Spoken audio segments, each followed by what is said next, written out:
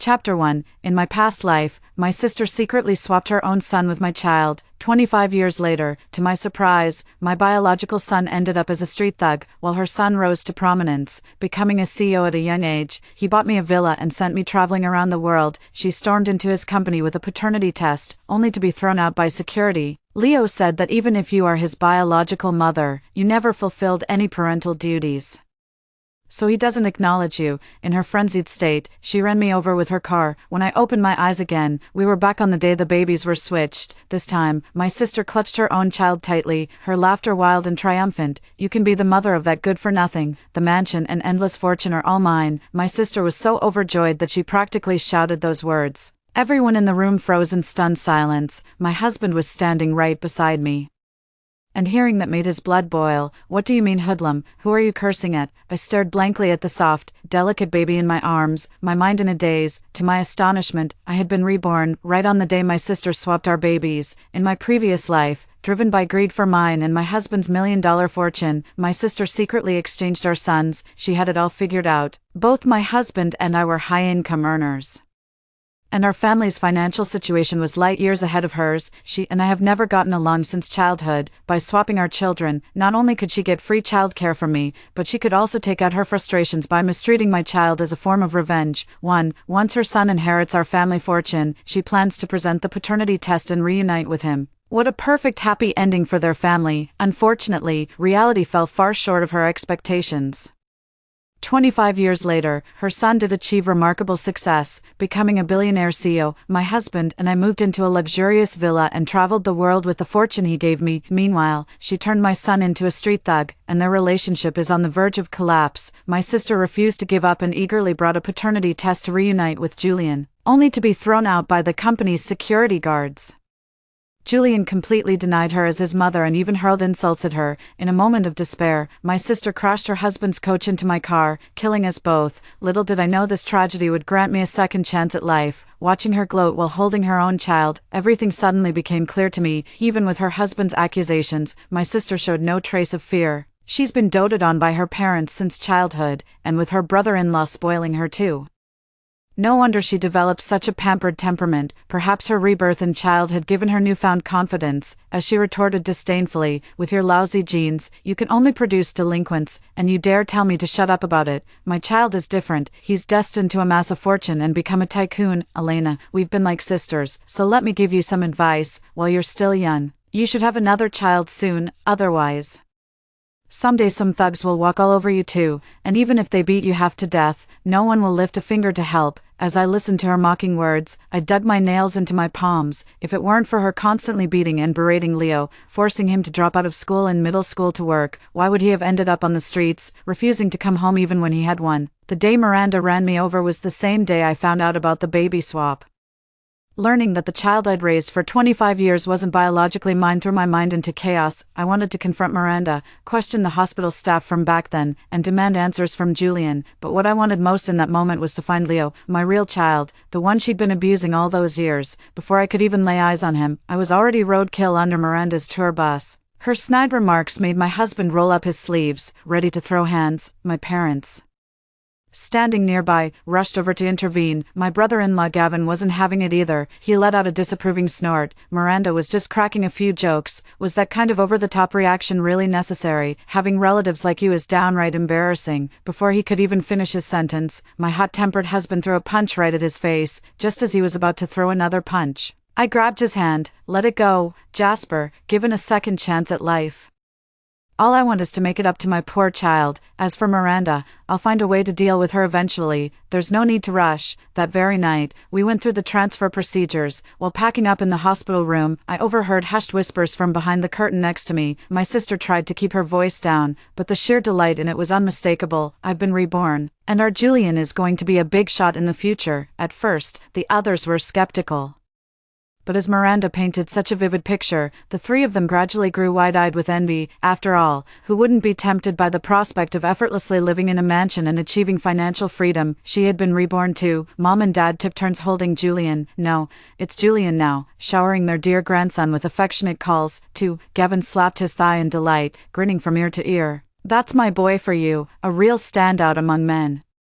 But when it came to my side of things, Miranda wore a smug expression. Elena's son is going to turn into a troublemaker. Dad frowned. We should keep our distance from them from now on. Once they latch onto you, it'll be nothing but trouble. Mom chimed in agreement. Let's enroll Julian in a proper school later. We can't let him be corrupted by that kid from their family. I was standing outside the curtain and could hear every word of their conversation clearly. Chapter 2. Does she actually believe Julian managed to start a company entirely on his own merit? I've always wondered how two decent, hardworking people like Jasper and me ended up raising someone as cold and self-serving as Julian. Don't even get me started on how he refuses to acknowledge Miranda as his birth mother. If I didn't hold the majority of the company's shares, he probably wouldn't give me the time of day, let alone provide this luxury villa and global travels. But honestly, I'd be more than happy to keep my distance from the lot of them. Hearing those hushed whispers still coming from behind the curtain, I just tossed the noodle cup right in, ignored the startled yelps, and walked out of the hospital room. And that was just the first gift I had in store for Miranda. With my previous work experience, I've been thriving at the company these past few years, and my promotions have been coming one after another. Outside of work, I devoted all my time to being there for Leo. In his past life, under the oppression and abuse from Miranda and her family, Leo started smoking, drinking, and getting into fights at school at a very young age. Miranda never once considered that she might be the problem. Instead, she'd yell at Leo, calling him a hopeless loser who would never amount to anything. During his teenage years, Leo grew increasingly sullen and aggressive, defying Miranda's authority and spending days and nights away from home. Had that household not been so bitterly cold, he would never have sought solace in the company of those street toughs. I don't expect my son to achieve extraordinary success. I only wish for him to have a carefree and joyful childhood in this lifetime, with Jasper and me by his side providing care and companionship. Leo shed the hostility from his past life to any observer. He appears no different from any other contented child. Leo still takes after his father a bit, reserved in speech and somewhat aloof, probably because I spend the most time with him. Leo acts quite distant around others, but he's very attached to me. He's always tugging at me to take him out to play, or clinging to me for help with his studies. This weekend, as usual, I brought him to the mall to buy clothes. He was just looking at the clothes in the mirror when he suddenly lifted his head and asked me, "Mom, I don't know why, but this life feels too good to be true. Last night I dreamed that you and Dad were gone. A woman tied me to a chair and beat me. When I bit her, she slapped me across the face. It was just a dream, but it felt so real somehow, like it was something I'd actually lived through." His round eyes widened in bewilderment. I gently patted his head and spoke in a soothing voice. "Since it was just a dream, it's all over now. Next time you have a nightmare, come find your dad or me instead of keeping it to yourself." Still such a child at heart, Leo nodded and broke into a fresh smile as he clutched his new outfit. But while he was in the fitting room changing, I spotted someone through the racks of clothing in the distance. It was Julian. In our previous life, Julian had lived in luxury with my husband and me, wanting for nothing since childhood. In this life, he's been living with Miranda's family, though not as well off as in his previous life. Judging by his clothes, they haven't treated him poorly. He was holding Gavin's hand, but the person by his side wasn't my sister Miranda. It was another woman, younger and more beautiful. They walked over laughing and chatting, looking like a happy little family, through a row of clothes. His still slightly childish voice clearly reached my ears. "Miss, my dad is handsome and gentle, and he really likes you. Would you like to be my mom? I promise I'll always be good from now on." The pretty girl was clearly amused by his words and asked him in return, "What about your mom?" Julian paused for a moment. "My mom's both unattractive and mean. She forces me to study every single day. She's nothing like you, sis." Gavin stood just a few meters away, scrolling through his phone as if he hadn't heard a thing, though he occasionally glanced up at them with a smile in his eyes.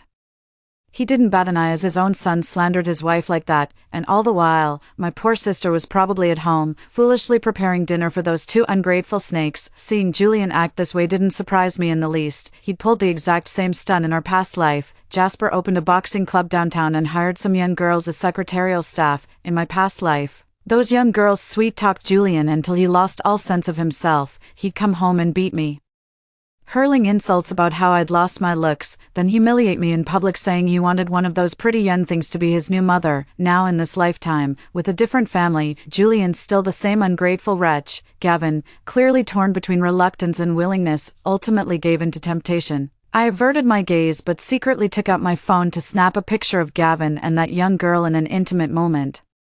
Just as Leo stepped out of the fitting room and I was about to take his hand to leave, we were startled by a sharp, piercing scream. "I'll teach you a lesson, you homewrecker." My sister appeared in my line of sight, disheveled and stumbling. It had been a while since we last met. Gone was the refined elegance she once possessed. Now she was draped in weariness and a rustic air, looking a full decade older. I'd heard that to groom Julian into a successful businessman as soon as possible. She, who had never lifted a finger for housework since childhood, had quit her job and devoted herself entirely to attending to Julian. No wonder Gavin and Julian were decked out in designer labels from head to toe, while she had stepped out wearing an apron, with faint stains and food splatters still visible on it. It's a shame, she had such high hopes for her son, yet he was secretly wishing for a prettier mother. When she saw Gavin walking arm in arm with that woman, she completely lost it and lunged at them. Instead of confronting the cheating scumbag, she grabbed the young woman by the hair, hitting and pulling. "I'll teach you, you home-wrecking hussy." Seeing the situation turning sour, Julian quickly dodged to the side and hid behind a rack of clothes. The younger girl couldn't dodge in time. Her face was left with several scratches from her sister, and her hair was yanked into disarray. But she was no pushover either, seizing an opportunity. The girl slapped her sister several times, leaving her momentarily dazed and disoriented. The two of them tussled, drawing a crowd of onlookers eager to watch the drama unfold. I stood to the side, quietly speculating about who would win this fight. My sister, having managed household chores for years, must have far greater stamina than this young girl. Sure enough, after a few rounds, my sister gained the upper hand. But at the critical moment, Gavin, who had been silently watching from the sidelines, suddenly stepped forward, shoved my sister aside, and shielded the girl behind him. "Have you lost your mind, Miss? Cora just came to buy some clothes for the child, and look at the mess you've made." He cast a disgusted glance at his completely stunned sister and spoke coldly. "Look at you, carrying on like a shrew. How could you go out dressed like this? You've completely humiliated me. Miranda, if you keep this up, don't force me to divorce you." With that, he walked out of the mall with the young, pretty teacher on his arm, not even sparing his sister a glance, as if being seen with her was some kind of embarrassment. Julian wanted to follow them, but he was afraid his sister would spot him. He had no choice but to stay hidden behind the pile of clothes, glaring resentfully at the mother who had ruined his plans. After being scolded, his sister stood frozen in place for a long time, the composure she had struggled to maintain completely crumbling from her face. In the midst of her breakdown, she saw me, as if all the pent-up hatred had finally found its target. Her voice suddenly rose sharply. "Elena, was this your doing?" she muttered to herself. "I knew Gavin couldn't have been seduced by that temptress. It was you pulling the strings all along. You must have been bad-mouthing me to Gavin behind my back, trying to drive a wedge between us." Chapter 3, "And that seductress was your doing too, wasn't she? You just can't stand to see me happy." 3. Still deluding herself at a time like this, I gave her a cold stare, my voice dripping with sarcasm. "Instead of suspecting me, you'd be better off worrying about your precious son. After all, it was your precious son who introduced such an excellent teacher to Gavin." At the mention of Julian, Miranda became completely agitated. She turned a deaf ear to my advice and instead fixated on the wrong point. "I see now. Are you jealous of my villa and trying to steal my son back from me?" I was completely speechless and couldn't be bothered to deal with her anymore, so I turned to leave. But to my surprise, that move instantly infuriated my sister. "Elena, don't you dare think you can walk all over me too," she screamed as she grabbed a nearby clothes hanger and charged at me. Before I could dodge, a faster figure rushed forward and slammed hard into my sister, who had lost her mind. Though Leo was young, he was already quite sturdy. Caught off guard, my sister was shoved aside by him and fell to the ground. Leo then stood in front of me, using his still-growing body to firmly shield me. "Don't you dare bully my mom." That remark made her sister's face flicker with shifting emotions. She stared at Leo for a long moment, as if finally recognizing him as her son from a past life, and spoke in disbelief. "Impossible. Aren't you supposed to be a rabid dog? You should be at odds with this woman. So how could you possibly be defending her like this?" My sister was naturally taken aback, because in our previous life, Leo had treated her in a completely different manner. I smiled without saying a word, just patted Leo's head and gave him some advice. "Next time something like this happens, don't rush out recklessly. Stay behind me. I can handle it on my own." Leo looked a bit hurt, pouting as he spoke, "But I'm afraid you'll be treated unfairly." After a moment of composure, my sister finally steadied herself. She looked at him with disdain. "I don't know what kind of spell you've cast on him to make him so obedient to you. So what? He'll still end up as a good-for-nothing loser. You just wait, you'll be stuck with that deadbeat and end up all alone in your old age." She tried to stand up, but her ankle had been hurt in the fall. She wobbled unsteadily, attempting several times without success. Just then, she spotted Julian trying to sneak away from his hiding spot in the corner. "Sweetheart," Mommy twisted her ankle. "Come help me up." Julian only stepped forward with obvious reluctance after being called out, but when he reached her, his face scrunched up in distaste. "You came out dressed like that." Disgust was written all over his face. "My classmates are right outside the mall. I've always told them my mom is a corporate executive. If they see you like this, I'll never live it down." After saying this, Julian dashed off without a second thought for her mother's injuries. Although the outcome was satisfying, Leo remained sullen after returning home. "She called me a future delinquent, but I'm determined to make something of myself, otherwise, she'll keep looking down on you, Mom. I can't stand her mocking and bullying you." Jasper patted his shoulder with satisfaction. "Actions speak louder than words. Starting tomorrow, I'll be supervising you and doubling your study load." I turned my back on Jasper. "Don't put too much pressure on the kid." That being said, having tutored Leo before, I'm well aware of his capabilities. Leo is highly talented and no stranger to hard work. Given time, he may not necessarily become the cream of the crop, but he certainly won't end up doing poorly. It's just that I don't want to." That night, after finishing my facial care routine and just as I was about to rest, the doorbell suddenly went off like crazy. The moment I opened it, a figure rushed over and clung to my leg. Julian's eyes darted around rapidly, his ingratiating demeanor a far cry from what I'd witnessed at the mall earlier. The sudden shift made me furrow my brows, and I tried to peel him off of me. "Sweetheart, you've got the wrong mom. Miranda is your mother." Julian was quick on the uptake and immediately replied, "Mom, have you forgotten? You told me I'll always be your precious child, that no matter what hardships I face, I can always come to you. Don't you remember saying that?" His words left me frozen in place. I did say those words, just not in this lifetime, but the one before. To my astonishment, Julian had been reborn too. Julian felt smug seeing me frozen in shock. "Mom, I came straight to you after regaining my memory. I couldn't stand staying in that house for another second. This place feels like home."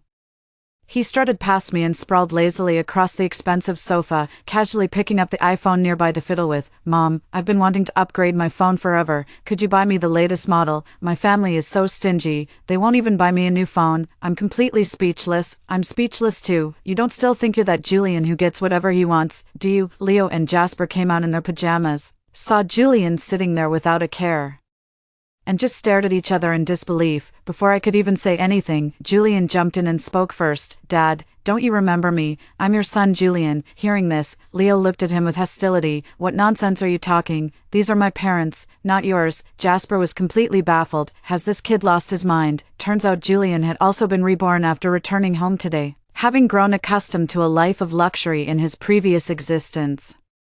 How could he possibly tolerate the straitened and frugal circumstances at Miranda's place? The very night his memories returned, he slipped out of his house, got my address from his parents, and came looking for me. Roused from his sweet dream, Jasper's temper flared again. He had no patience for Julian's nonsensical excuses and simply hoisted him up with one hand. "Listen here, you little brat. I'm calling your grandma right now. If you dare run off in the middle of the night again, I'll break your legs." Julian struggled several times, shouting at the top of his lungs, "Mom, I know you've been reborn too. Hurry up and explain it to Dad." I rolled my eyes, opened the door, and motioned for Jasper to just toss him outside. "You're not my son.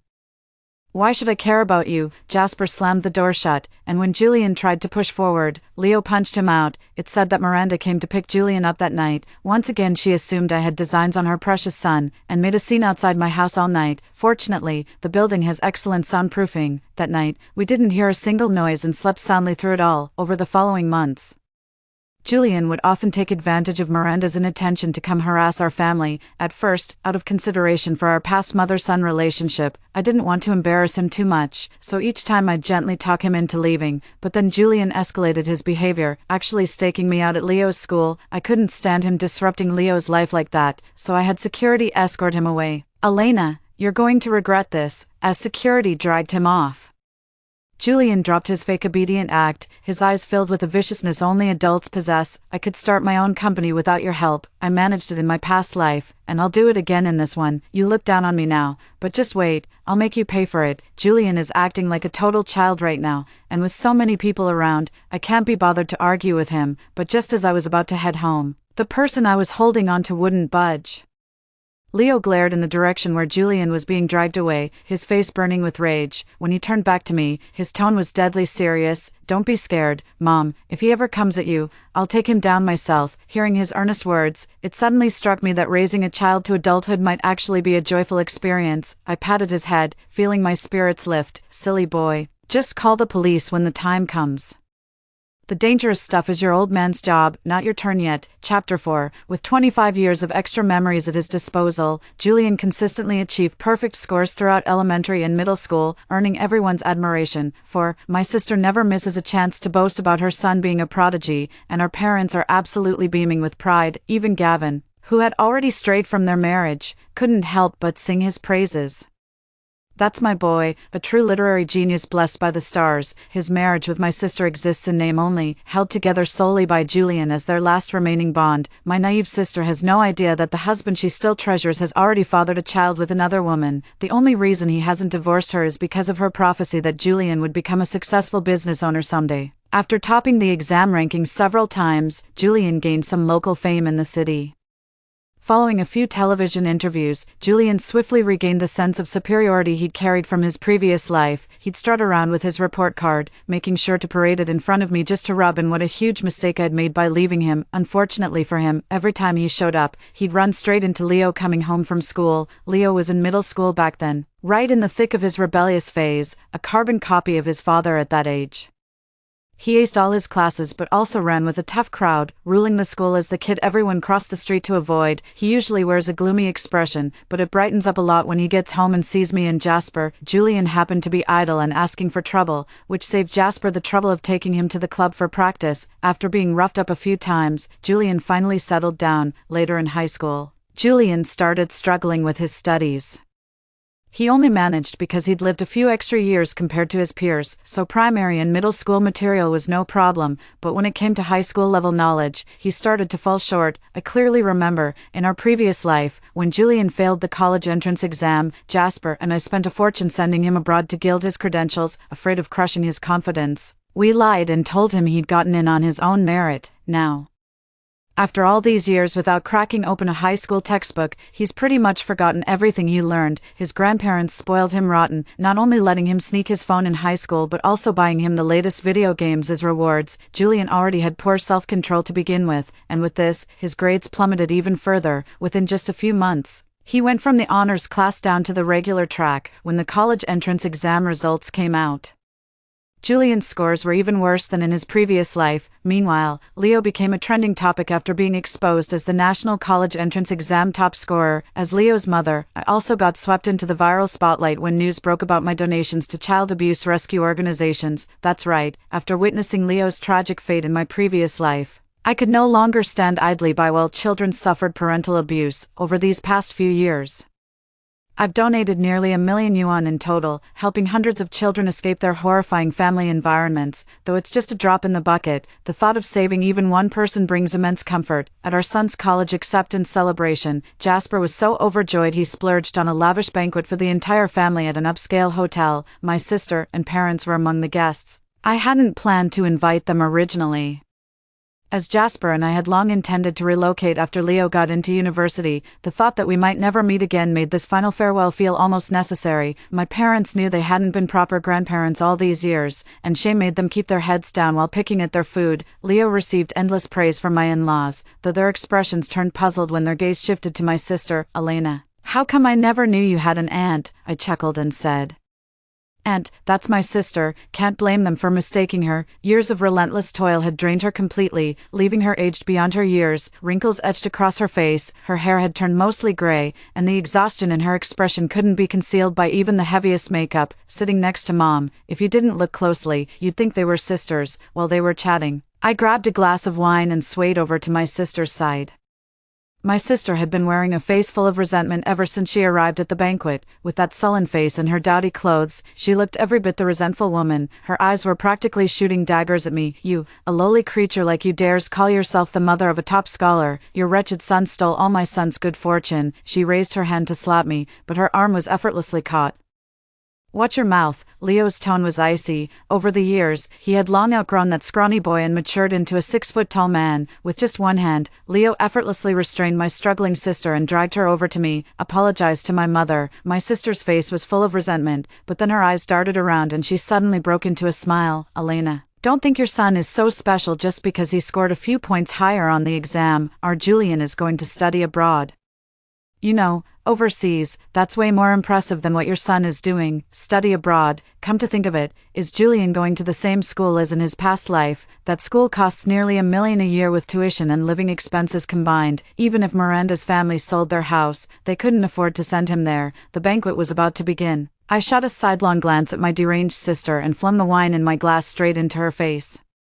Since my nephew has achieved such great success, I'll dedicate this drink to him first. My parents sprang to their feet in alarm, but under Jasper's intensely intimidating gaze, they reluctantly settled back into their seats. Never in all her life had my sister suffered such humiliation at my hands. Her eyes widened in shock, momentarily forgetting to resist. I wiped the wine splashed on my hand. I don't care what happens to you and your son. But if either of you ever dares to harass me or my family again, I'll make you regret it. Chapter 5. The security guard carried out the shrieking woman. 5. I let out a sigh. I just hope Julian won't be so heartless as to gamble away our entire life savings on this uncertain future. Soon after Leo started school, Jasper and I moved to a new city and began a new chapter of our lives. To ensure a more comfortable life in our later years, we both agreed to purchase a villa in the suburbs.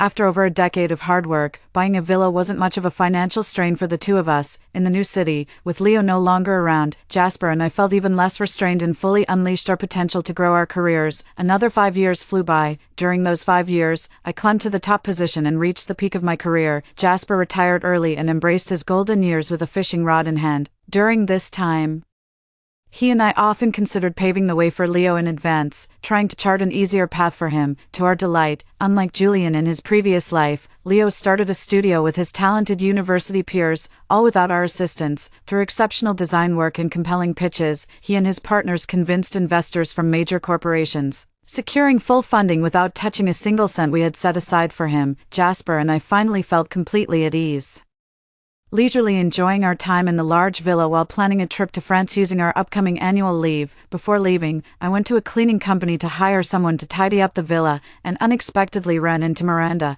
whom I hadn't seen in years. They say that back then, Julian insisted on going abroad, arrogantly believing he could study overseas while landing a high-paying part-time job. But he barely lasted a year abroad before quickly packing up and slinking back home in disgrace.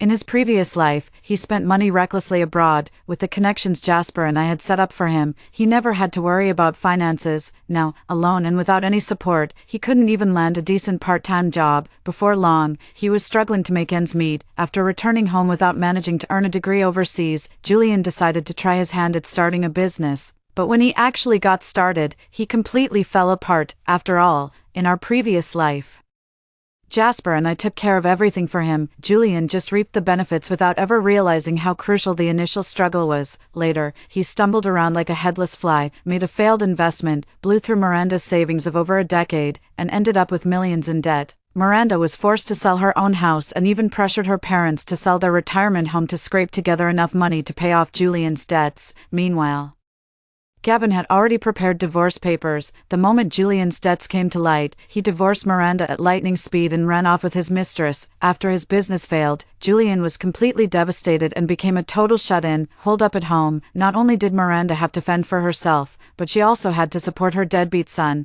But having been out of the workforce for so long, she was completely out of touch with society and could only land the most grueling manual labor jobs. She worked multiple jobs a week, killing herself with exhaustion every day, yet still received no understanding from Julian. Julian now stays home all day, finding only fleeting satisfaction in video games and the internet, yet even so, he remains full of complaints. If it weren't for you, I would have become the company president by now. You don't even deserve to be my mother. My mother should be someone like Elena. You useless loser. How come you only earn this little? It's not even enough for me to order takeout. That guy in his 20s would hit and curse at Miranda at the drop of a hat, never treating her like his own mother. When she saw me waiting for the manager in the reception room, dressed in casual yet appropriate attire, she completely lost it. In this lifetime, I'm the one who's endured all the suffering. I should be the one living in a villa and traveling the world. It's truly pitiful that she's still hung up on this after all this time. She remains completely unaware that she herself is the one responsible for this situation. The manager gave me an apologetic look. My apologies. This person hasn't completed their onboarding training yet. I'm afraid we've embarrassed ourselves in front of you, with a wave of the manager's hand. Several burly security guards immediately dragged her away. In response to the manager's apologetic smile, I simply gave a slight nod in her direction, my words carrying an implicit message. If I were you, Manager Liu, I wouldn't have hired such an emotionally unstable cleaning staff. The manager was a sly old fox who immediately caught my drift. He gave a knowing smile before turning to instruct a young woman from the HR department, after sorting out the villa cleaning arrangements. I stretched and rubbed my wrists. My son is wonderful in every way, except for his questionable taste. The chunky gold bracelet he bought me is a bit tacky and weighs heavily on my wrist. Oh well, Leo has no eye for style. I'll just have Jasper buy me one when we travel. Story 2. My junior sister and I were strung up on the immortal slaying platform. Our enemy forced my betrothed to choose. Only one of us could live. His gaze wavered between us, torn by indecision, seizing the moment. I triggered a spell with my foot and yanked my unsuspecting fiancé straight into the abyss. Nemesis, junior sister, I casually blew away the immortal mist rising from my feet after casting the spell. The man you wanted dead is gone. Will you let us down now? 1. I got transmigrated into a novel, woke up in a cliché Shinshia romance as the notorious villainess. The system tasked me with redeeming the female lead, Zara. In this setting, we're both disciples of the Phoenix clan's mightiest war deity. The difference is, as the only daughter of the Phoenix clan's chief, I was groomed from birth to be the Phoenix prince's consort. That's why I was sent to train under the clan's war god, becoming his nominal last disciple. While Zara was merely a balsam flower that gained sentience near the war god's gate, she earned her place through sheer diligence, yet remained the lowest-ranking chore apprentice among his many disciples. As for our story, pure melodramatic clichés, to put it simply. My fiancé Ethan, the god of war of the Phoenix clan and the heavenly emperor's son, doesn't love me. His heart belongs to that resilient little white flower, Zara. Oh wait, not a white flower, a balsam blossom. And then I reached the plot twist I detest most in this entire story, tying up both the female lead and rival, leaving the male lead to choose who gets to live. I rolled my eyes in exasperation, cursing the system under my breath.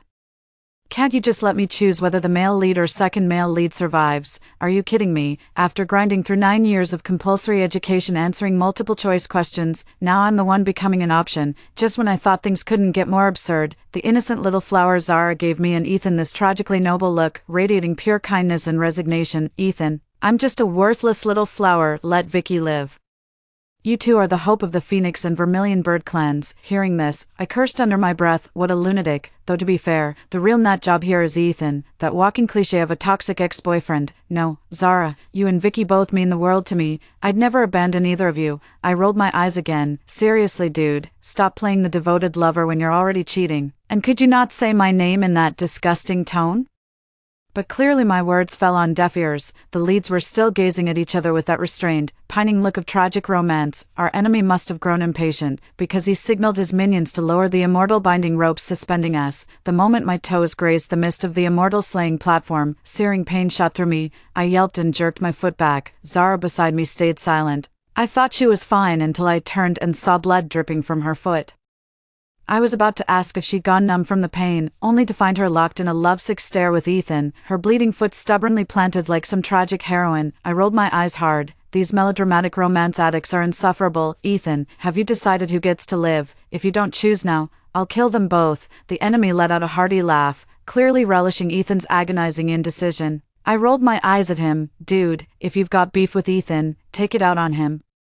Why make us play this death game, making him choose a favorite to keep? He didn't even love the one who died. What the hell are you trying to achieve here? I just don't get it. But nobody at the scene heard a word I said. They were all trapped in their own little worlds. Ethan looked frantic yet indecisive, while Zara shook her head tearfully, begging him over and over to choose me. And that damn enemy I just cursed out kept relentlessly pushing Ethan to decide. There I was, awkwardly wiggling my toes in the air, the only part of me that could still move. Wait, my foot can move. Overjoyed, I realized the foot injured by the immortal slaying platform was now free from the binding immortal rope's restraint. Without hesitation, I formed a spell seal with my toes. Ethan, if you don't make your choice now, I'll... Before my enemy could finish, a golden light shot from my toes straight toward the unsuspecting Ethan. The next instant, The golden beam yanked him up above the immortal slaying platform, then he fell. Everyone, they all stared blankly at the spot where Ethan had fallen. Only I casually lifted the foot I'd just cast the spell with, blew away the wisps of magic curling from my toes, my face utterly composed. The man you wanted dead is gone. Will you let us down now? My enemy gaped at the execution platform, then turned to me with utter bewilderment upon hearing my words. You, what the hell? He seemed completely dazed, still struggling to process what had just happened, but I had no patience left. With another incantation, I sent him tumbling down after the others. Then, under the stunned gazes of the remaining onlookers, I swayed to adjust my trajectory, calculated the perfect landing angle, chanted the unbinding spell to free myself from the celestial ropes, and landed gracefully beneath the immortal slaying platform. My enemy's lackeys finally panicked, scrambling away in desperate retreat, but a vindictive villainess like me would never spare anyone who'd ever wronged me. With a dramatic sweep of my hand, I hurled them all into the immortal execution platform. Then I rescued the bound Zara. What else could I do? Redeeming her was my transmigration mission. The rescued Zara sobbed uncontrollably and tried to leap into the platform, swearing to live and die with Ethan. Speechless, I still stepped forward and grabbed her arm. Have you lost your mind? After centuries of cultivation to ascend from a mere balsam flower to immortality, why throw it all away for some man? Tears welled in her eyes as she sobbed. Vicky, you wouldn't understand. No matter how hard I cultivate, the world still scorns my humble origins. Only Ethan, he never looked down on me. He'd even defend me when others mocked me. With the one person who truly cared gone, what's left to live for? As she spoke, she made another desperate lunge toward the immortal execution platform. I couldn't hold back and slapped her across the face. Are you awake now? Zara stood there stunned, completely dazed by my blow. Why seek your worth through a man's validation? If you become powerful enough to command everyone's attention, even if it's not genuine respect, they'll never dare look down on you again. Zara, a powerful man's protection might earn you temporary respect from others, but the moment his favor fades, every shred of dignity you've built through him will vanish instantly. Though Zara had stopped insisting on jumping off the immortal execution platform after hearing my words, she still wept bitterly. Ethan wasn't that kind of man. Had he lived, he would have treated me the same way forever. Furious as I was, I knew mere lectures were useless against this lovesick fool. I grabbed her hand and led her into the Kunlun Hall. The fairy Aurora, guardian of the Kunlun Mirror, remained unaware of the events at the immortal execution platform, assuming I'd brought Zara to glimpse who might marry Ethan in the future. Good heavens, peeking into celestial destinies is strictly forbidden by the Jade Emperor's decree. Before she could finish, I'd already waved my hand to activate the mirror, where scenes from the mortal realm swiftly materialized. Fairy Aurora looked utterly bewildered, probably wondering how I could operate the Kunlun mirror. After all, she didn't know I'd transmigrated into this story. Right now, I had no patience to explain. Grabbing Zara's arm, I strode decisively toward the Kunlun mirror. With another wave of my hand, the mirror's surface focused squarely on Ethan, who is currently in the mortal realm. Ethan possesses boundless spiritual power. Falling from the immortal execution platform merely stripped him of memories and magic, forcing him to endure mortal tribulations. Once he overcomes this trial, he'll return to the celestial realm. Even knowing this, would you still throw your life away for him? The moment I finished speaking, the fairy Aurora beside me suddenly let out a shriek. The crown prince fell into the immortal execution platform. She fainted from shock right after saying that. I didn't have time to deal with her. My eyes remained fixed on Zara. She seemed to hesitate for a moment, but in the blink of an eye, her gaze grew resolute again. I still want to stay by his side. Vicky, if I die, consider it accumulated virtue to help him overcome his tribulation sooner. If I survive, I'll face the ordeal with him. I'm about to faint from sheer frustration. Good heavens, what kind of outrageous nonsense is this? Are you even listening? Ethan survives because of his abundant spiritual energy. But with your pitiful reserves, that jump would be suicide, and this accumulating virtue nonsense, what merits are you earning for him? Stop these self-indulgent martyrdom acts, will you? Love yourself before loving others. Of course I knew Zara wouldn't die. The original plot had Ethan choosing me, then jumping off the immortal execution platform with Zara to continue their love story in the mortal realm. But since I transmigrated here specifically to wake Zara up, I can't let her follow the original storyline. Fine, if you're so hung up on him, I'll take you to the mortal world myself. Let's see how reliable a man's so-called love really is. With those words, I took her hand and flew straight down from Kunlun Palace toward the mortal realm. 2. In the human world, Ethan was the fourth prince of the Phoenix Kingdom, born to the Imperial Empress, which made him crown prince by birthright. Princess Maya from a neighboring kingdom was his betrothed. Though they hadn't yet married, truth be told, his celestial counterpart had a similar arrangement. I brought Zara to the mortal realm, bestowing upon her both the appearance and memories of the neighboring princess, while sending the actual princess to the celestial realm for temporary indulgence. In the original storyline, when Zara descended to the mortal world, she was reincarnated as a palace maid serving Ethan. Their love blossomed despite Ethan's existing engagement.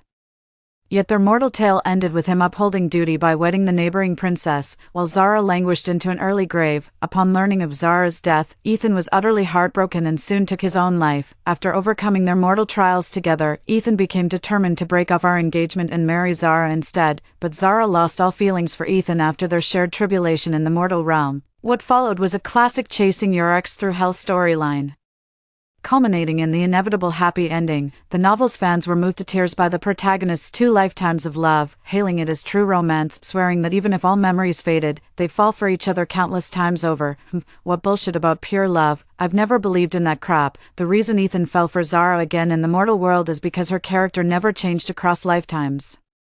I don't think he truly loves Zara, he just has a thing for women weaker than himself. Whether it's me from the celestial realm or Princess Maya in the mortal world, we're both his equals in lineage and power, but according to the original book setting, Zara was actually the most gifted immortal in the celestial realm. Sadly, the author wasted her potential by pitting her against me in petty rivalry. After my character was written off, Zara's talents were never mentioned again. So I wonder, if Zara had become his true equal in power, would they still have fallen in love? 3. The mortal realm's governance mirrors the celestial world's, and the dynamics between nations resemble those among immortal clans. The marriage alliance between Ethan and Maya was one of the peace terms negotiated between the 2 nations. The war between the Phoenix Kingdom and the Mu Kingdom had raged for years. The Phoenix Kingdom, plagued by resource scarcity and famine, saw war as the only means to secure survival. Though prosperous, the Mu Kingdom's prolonged warfare had drained its treasury and brought suffering to its people. After careful deliberation, the King of Mu decided to negotiate peace with the Phoenix Kingdom, with Princess Maya's political marriage being one of the key terms. When Zara and I arrived in the mortal realm, Maya had just come of age and was soon to be sent away for the arranged marriage, having fully taken Maya's place. Zara actually went to petition the king to annul the marriage upon learning the couple had no prior connection. Naturally, she was reprimanded by the king and confined to palace quarters for reflection. I was utterly baffled by her actions. Don't you want to marry Ethan? Why call off the engagement? Zara's eyes trembled slightly, her brows knitted with visible anguish. He's already torn apart by political marriages in the celestial realm. I won't let him endure that agony in the mortal world too. If fate wills it, we'll meet again, this time through love. Besides, I'm currently inhabiting Maya's body. I don't want her to return only to find her life ruined by an unhappy political marriage. Why should a woman be sacrificed to resolve conflicts between nations? Hearing this, my vision went dark with shock. Zara, the world doesn't revolve around just the 2 of you. Are you really willing to trade countless innocent lives across both kingdoms just for his comfort? Maya understood this far better than you ever could. In the original story, Maya did have a man she truly loved, but as a princess who lived off the kingdom's bounty and was sustained by her people, she knew her duty to the greater good outweighed personal desires, thus she resolutely chose the path of political marriage. A puzzled expression crossed Zara's face as she listened to my words.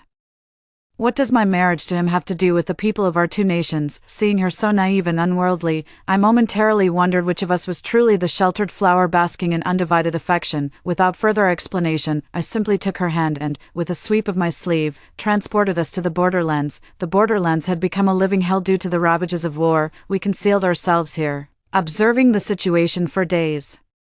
As the Mu Kingdom repeatedly suffered defeats, Zara often wanted to intervene with magic, but I stopped her each time, citing the prohibition against celestial interference in mortal affairs. Watching the city fall and enemy troops swarm in, looting, killing, and committing every atrocity imaginable, Zara lost her temper with me for the first time. Why are you stopping me from saving lives, Vicky? How can you be so heartless, if you're afraid of the Celestial Emperor's punishment? I'll handle this alone, you won't be implicated. As she spoke, she made to rush forward and help. Heartless, you say? Her words only struck me as laughable. You're an immortal with divine power. Ending mortal wars would be child's play for you. But have you considered this? If it were Maya watching these people suffer today, what would she do? How noble of you, rejecting an arranged marriage in pursuit of so-called pure love. But have you ever considered the consequences? Zara's impulsive figure froze mid-motion. After a brief pause, she turned back to look at me, yet after only a moment's hesitation, her resolve seemed to strengthen again. True, if Maya were here, marriage would be the only solution, but it's me standing here now. I can save them through simpler means. Why take such a roundabout path? With those words, she turned and charged into the crowd once more. I stopped trying to hold her back and simply quickened my pace to follow. Though the Chi Kingdom soldiers were fearless warriors, they remained mere mortals. With a single incantation, Zara sent the invading forces flying back 100 meters. She had now reverted to her true form, a celestial vision in flowing white robes, standing before the Chi Kingdom soldiers. "Who are you?" The Chi general raised his sword defensively, wary of Zara's unknown power yet showing no sign of retreat. Zara approached him with a stern expression, offering no reply. "Don't you all have parents and families, wives and children? Would you wish to see your own loved ones displaced by war, starving and clothed in rags?" The Chi general avoided answering her directly, narrowing his eyes as he thrust his sword toward Zara. With a flick of her sleeve, Zara sent his blade flying before he could come within 3 feet of her. She raised her hand again, and the Chi commander hurtled toward her as if pulled by an invisible force. Zara knew well the tactic of capturing the leader first. Gripping his throat, she addressed the surrounding soldiers in an icy tone. "Order your troops to withdraw if you value your life." The general's face flushed crimson from the choking, his voice growing faint yet resolute in defiance. "My defeat proves your superior skill. Do as you will with my life, but know this: I, Liam, would rather die than betray my country to save my own skin." After a long silence, Zara finally released her grip on his throat. "You've got some backbone, I'll give you that." Liam collapsed like a spent force, yet within seconds he staggered back to his feet, ready to challenge Zara again. But a single glance from Zara froze him in his tracks. The other soldiers rushed to Liam's aid, only to be blocked by Zara's energy barrier. "I'm not from Mu, nor am I here to wipe you out. I only wish for peace between our nations, so our people can live in prosperity." Liam struggled for a long moment before realizing he couldn't move at all. Defeated, he answered Zara with bitter reluctance. "Living in prosperity, you make it sound so simple. With never-ending disasters, our people can't even secure basic food and clothing. Only by crushing Mu and forcing them to surrender their grain will our people truly prosper," Zara countered. "As far as I know, both nations are already negotiating peace. Why do you insist on continuing the attack?" Hearing this, Liam let out a derisive snort. "The Princess of Mu still hasn't been sent for marriage. For all we know, they're feigning peace talks to make us withdraw troops and buy time, only to stab us in the back later." Zara frowned in confusion. "If securing food supplies was your reason for waging war, why insist on a political marriage? A properly documented treaty between our nations should suffice. Are you suggesting they dare renege on written terms?" Liam shot her a glance brimming with derision. "Paper contracts only hold weight when backed by national might. Otherwise, the world offers endless excuses for betrayal. Only by wedding Princess Mu to our crown prince will her father, bound by paternal concern and public scrutiny, honor this pact." Zara froze. As if such considerations had never crossed her mind, she seemed poised to retort. But after standing motionless for a long moment, no words came. Her demeanor told me she was beginning to waver in her original resolve. With a snap of my fingers, I recast the invisibility spell and drew her back to my side. Before I could utter a word, Zara bowed her head and announced her decision to marry for alliance. I offered no response, simply escorting her back to the imperial palace of Mu, for, on the day Zara took Maya's place in the marriage procession, I disguised myself as her handmaiden to accompany her. The envoy sent by the Phoenix Kingdom to receive the bride was none other than Ethan himself. I had thought Zara would be overjoyed to see Ethan again after their long separation, yet when Ethan personally helped her into the carriage, she didn't even spare him a glance. I knew the border incident affected her deeply, but never imagined it weighed on her mind this heavily. I'd assumed she was just another love-struck NPC heroine who'd forget all her troubles. Yet she showed such profound concern for human suffering. Turns out she's not just some love-obsessed woman after all. Blending into the wedding procession, I stealthily cast a teleportation spell and materialized inside Zara's carriage. Zara's face was clouded with worry, yet she remained silent when she saw me. After a long pause, she finally looked up at me. "Vicky, I don't understand. Even if a mere treaty can't guarantee peace between nations, why must women always be sacrificed for it? It's unfair. If this is about political marriage, why must it always be princesses instead of princes? If it's something no one wants to do, shouldn't we decide the candidate through some form of competition?" I was taken aback. While her thinking seemed naive, I couldn't help feeling heartened that she'd even consider such ideas. I gently patted her hand and explained in a soft voice, "Because that's how society works now. In their eyes, men are meant to inherit family legacies, especially in royal families, so women naturally become tools for political marriages. Even when nations aren't at war, emperors would marry off princesses to subjects to maintain control and curry favor. That's why Maya has no right to choose her own happiness, whether through political marriage or not. My betrothal to Ethan is no exception. Why not? Zara grew agitated. Why can men have multiple wives and concubines, taking whomever they love even if their first wife isn't their choice, while women's marriages are always arranged without any say, because women don't hold the power? I held her hand, speaking to her about these matters with genuine calm for the first time. If you want to dismantle the injustices you perceive, you must become the one in power. Only then will you have a voice to fight for women's rights. Zara's eyes trembled slightly as if having an epiphany, her previously dull gaze suddenly turning resolute. 5. After marrying Ethan, Zara didn't spend her days in romantic dalliances like the original story depicted, but pursued more meaningful endeavors. She stayed by Ethan's side, spending most of her time assisting him with governmental affairs. During this period, she gained considerable knowledge, combined with her own studies of historical texts and military strategies. She eventually became capable of offering him counsel. Ethan held her in high regard, and they shared a period of mutual respect akin to an ideal marital bond, until one day, discord arose between them over the queen's secret possession of a childhood sweetheart's portrait. The incident began when the imperial concubine accidentally discovered a portrait of a man in the empress's chambers. Upon investigation, she learned the man was the empress's childhood sweetheart, and promptly reported this to the emperor. Enraged, the emperor confronted the empress, who offered no defense. As punishment, he placed her under palace confinement. After learning the full story, Zara realized this was the empress's former lover from before her marriage. The two had no contact whatsoever after the imperial wedding. As for the emperor, he never loved the empress to begin with. Their union was purely a political marriage. Zara believed the empress had done nothing improper to warrant such severe punishment, so she wanted Ethan to plead with the emperor to lift her confinement, but Ethan insisted his mother was truly at fault. Since she chose to be with the emperor, she should have let go of the past completely and devoted herself solely to him. How could she keep a portrait of her childhood sweetheart? Zara found his reasoning utterly absurd. If you demand undivided loyalty, why not hold the emperor to the same standard? Everyone knows he never loved Her Majesty. He only married her for her family's influence, while his true affection has always been for the noble consort. How is it fair that he could wed his beloved after marrying the empress, yet she's condemned just for keeping a single painting? Ethan frowned, clearly baffled by why she would ask such a thing. The emperor is the son of heaven. What's wrong with him having multiple consorts? How can you possibly compare these two matters? Zara stared at Ethan blankly, her lips trembling uncontrollably, whether from anger or something else. It was hard to tell. For the longest time, she couldn't utter a single word. Fine, fine, if you won't plead for Mother Empress, then I'll do it as her daughter-in-law. Ethan's expression darkened as he scolded her under his breath. Don't be absurd, what could you possibly say? Even as the Princess of Mu, Father Emperor won't listen to you on such matters. Zara let out a cold laugh, tossed back a "we'll see about that," and stormed out of the study. I followed Zara and asked about her plans. She replied, Ethan thinks that as a princess in a foreign land, my words carry little weight, but he forgets, it's always been me maintaining the support of both old and new ministers on his behalf. A realization dawned on me. I had an inkling of what she was referring to. Though the Phoenix Kingdom received ample provisions from Mu country through peace negotiations, many citizens still struggled with basic sustenance. During this period, Ethan devoted all his attention to public welfare matters, while Zara maintained court relations by socializing with officials' families. Even state affairs were discussed directly between Zara and the ministers, completely bypassing Ethan's knowledge. Currently, many court officials hold Zara in exceptionally high regard.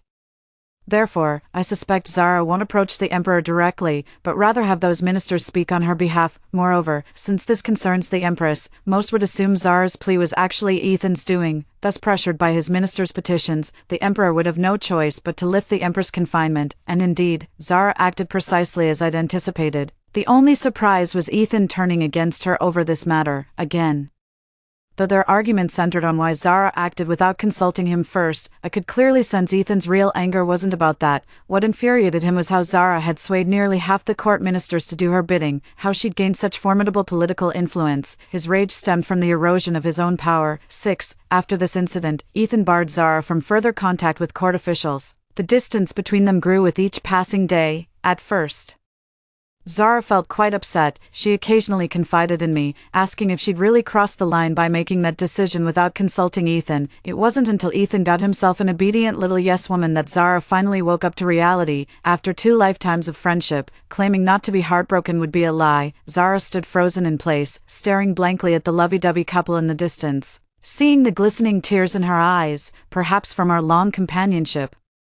My heart ached unexpectedly. Since ancient times, women have always borne the brunt of love's wounds. As the saying goes, a man in love may yet escape, a woman in love is past all hope. I simply can't remain indifferent when seeing any woman heartbroken over love. Just as I was about to comfort her, Zara forcibly held back her tears. "Vicky, you were right. A man's love truly is the most unreliable thing in this world." With those words, she conjured the hairpin Ethan had given her in the celestial realm, then crushed it violently in her palm, reducing it to dust. "From this moment on, all ties between us are severed. Let each forge their own path henceforth." She turned and walked away without a backward glance. I stared at the scattered remnants of the hairpin, momentarily stunned. I recognized that hairpin. It's a protective charm Ethan forged with his immortal energy, infused with an immense amount of his power.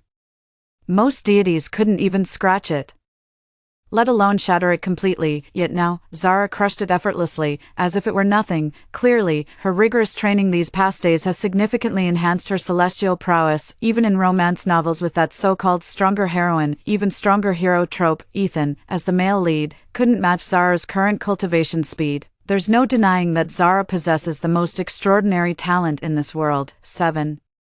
The appearance of that new mate around Ethan gradually changed the dynamic between them. Everything changed when Ethan was ordered to suppress the rebellion. Claiming she couldn't trust others with Ethan's care, Zara petitioned to join the campaign. The Emperor, aware of the recent discord between them caused by the young palace maid, readily granted Zara's request to accompany and care for Ethan. I had assumed Zara was rekindling old flames. Still unable to let go of Ethan, little did I know she was orchestrating a grand scheme. Ethan personally led the troops to quell the rebellion, wielding his sword with such fearless prowess that he cut down every rebel in his path, nearly invincible in battle. Just as he was fully engaged in battling the rebels, an arrow suddenly shot toward his back, aiming straight for his heart. At the critical moment, Zara, who had followed him, shouted, "Watch your back," giving Ethan just enough warning to dodge, though he avoided a fatal hit.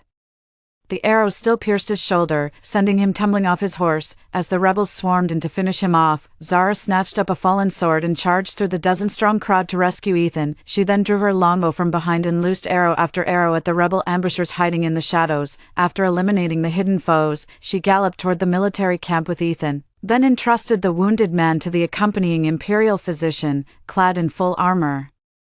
She mounted her steed once more to lead the troops in quelling the rebellion. The onlookers were both astonished and utterly awestruck by her prowess. Upon returning victorious to the capital, the emperor heard of this and lavished praise upon Zara. The crown princess's martial prowess is truly extraordinary. What a blessing for the Phoenix Kingdom. Zara stood there still clad in her armor, hair tied high, radiating vigor. Every inch the image of a warrior general. Your Majesty flatters me. As Crown Princess of the Phoenix Kingdom, I shall serve our nation unto my last breath. With just a few words, Zara had the Emperor beaming with delight. Excellent, truly exemplary service to the realm. Maya, as the chief architect of this rebellion's suppression, name your reward. At these words, Zara lifted her gaze to meet the Emperor's, her eyes suddenly resolute. I desire nothing but the Crown Prince's safety, therefore I humbly beg your Majesty's permission to serve as his adjutant on all campaigns. This way, should danger befall him, I may swiftly come to his aid. The Emperor was overjoyed upon hearing this and immediately approved her proposal, even bestowing 100 taels of gold as a reward. Ethan seemed rather displeased, but in the end couldn't bring himself to refuse. After all, Zara's proposal truly had his best interests at heart in every aspect. Upon returning to the Eastern Palace, Zara promptly dismissed all the servants, removed her armor, and lay down to rest. During the rebellion, I warned her that using magic last time already violated divine law, and she absolutely mustn't do it again this time. Zara nodded in agreement, so this campaign was fought solely with the combat skills she'd recently mastered. No wonder she returned exhausted after shedding her armor, sitting by the bedside. I couldn't help but feel admiration as I saw the heroic spirit shining through her eyes. You're the one who leaked our strategy to the rebels, aren't you? That's how they set up that ambush behind Ethan. Zara's eyes fluttered open slightly at my words, a faint smile playing on her lips. Right. What's more, Ethan will never set foot on a battlefield again. I chuckled softly. I know, the royal physician answers to you too. In other words, Ethan's wounds will never fully heal. Many court officials hold Zara in high regard. Should war break out again and the crown prince remain unfit for battle due to his old injuries, Zara, the princess consort with a proven military record, would make a capable commander. Zara let out a bitter laugh, her voice tinged with self-mockery. I used to believe Ethan would be my lifelong protector, that as long as he remained strong, I'd live in safety forever. It wasn't until the incident with the Queen's hidden portrait that I realized, as a ruler, he could never truly understand a woman's plight, yet even then, a sliver of hope remained in my heart that he might gradually change out of consideration for my feelings. Later, I came to understand that when he saw me slipping from his control and sharing his power, his first instinct wasn't to walk forward together, but to discard me and seek out some obedient woman instead. That was when I finally grasped the truth in your earlier words, that relying on oneself is the only path, no matter the circumstances. At first, my voice carried no weight, but then I realized, if I seized the power from their hands and stand above them all, no one would dare ignore a single word I utter, be it the mortal realm or celestial world. I shall wield absolute power, my voice shall echo across all lands and seas. I listened to her in silence, my heart swelling with quiet contentment. The warmth in Zara's eyes had vanished completely now. In its place burned an insatiable hunger for power. 8. Zara's plan worked like a charm. Despite the imperial physician's meticulous care, Ethan's right arm could no longer wield a sword. Though it had healed, he tried training his left hand, but mastery wouldn't come overnight. Henceforth, the emperor dispatched seasoned generals instead of the crown prince to quell rebellions or bandits. Yet among these warriors, few returned victorious from battle. I know these defeats were all Zara's doing. Blinded by gender stereotypes, they dismiss Zara's past victories as mere flukes. Only when the court truly lacks capable commanders will Zara get her chance to step into the spotlight. Seeing the time was ripe, Zara had her close allies among the officials recommend her to lead the troops to quell the rebellion. Nevertheless, some rigid officials still insisted that as a woman, she was unfit to command an army against the rebels. Zara then publicly made a military pledge before everyone. Should I fail to return victorious, I shall atone for this failure with my life. With those words, no one dared to voice any further objections. True to expectations, Zara returned victorious. Thereafter, she repeatedly led military campaigns to quell rebellions and suppress bandits. On several occasions, she even managed to persuade the enemy to surrender without bloodshed.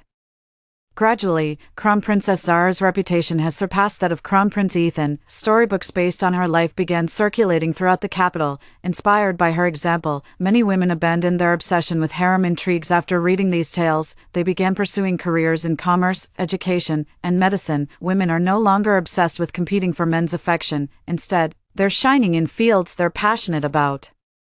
Just as everything was progressing according to Zara's expectations, Ethan suddenly proposed to the emperor a ban on women's education and martial arts training. While literacy and martial arts are commendable pursuits, the women of this realm, influenced by the crown princess, have abandoned their proper duties to wholeheartedly pursue commerce and combat training. This deviation will surely plunge the nation into chaos if left unchecked. Having repeatedly distinguished herself in battle, Zara was appointed as a military officer with the privilege of attending court deliberations, so when Ethan made those remarks, she was the first to speak up in response. Your Highness, one must address court officials by their proper titles in the imperial court. Zara bowed respectfully before continuing. If the crown prince claims that women pursuing education and martial arts are neglecting their proper duties, may I ask what exactly constitutes a woman's rightful vocation?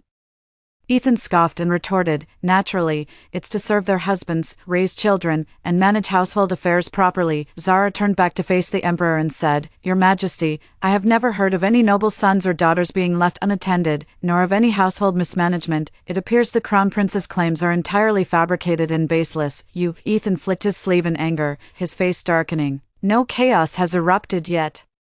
But a person's energy is ultimately limited. When women devote their efforts to men's affairs, they'll naturally find themselves inadequate in performing their proper duties. Proper duties. Zara let out a derisive laugh and turned her gaze back to Ethan. Why should studying in martial arts be exclusively men's pursuits? Ethan retorted. The fact that there's never been a female scholar or a woman general throughout history proves women are fundamentally unsuited for these roles.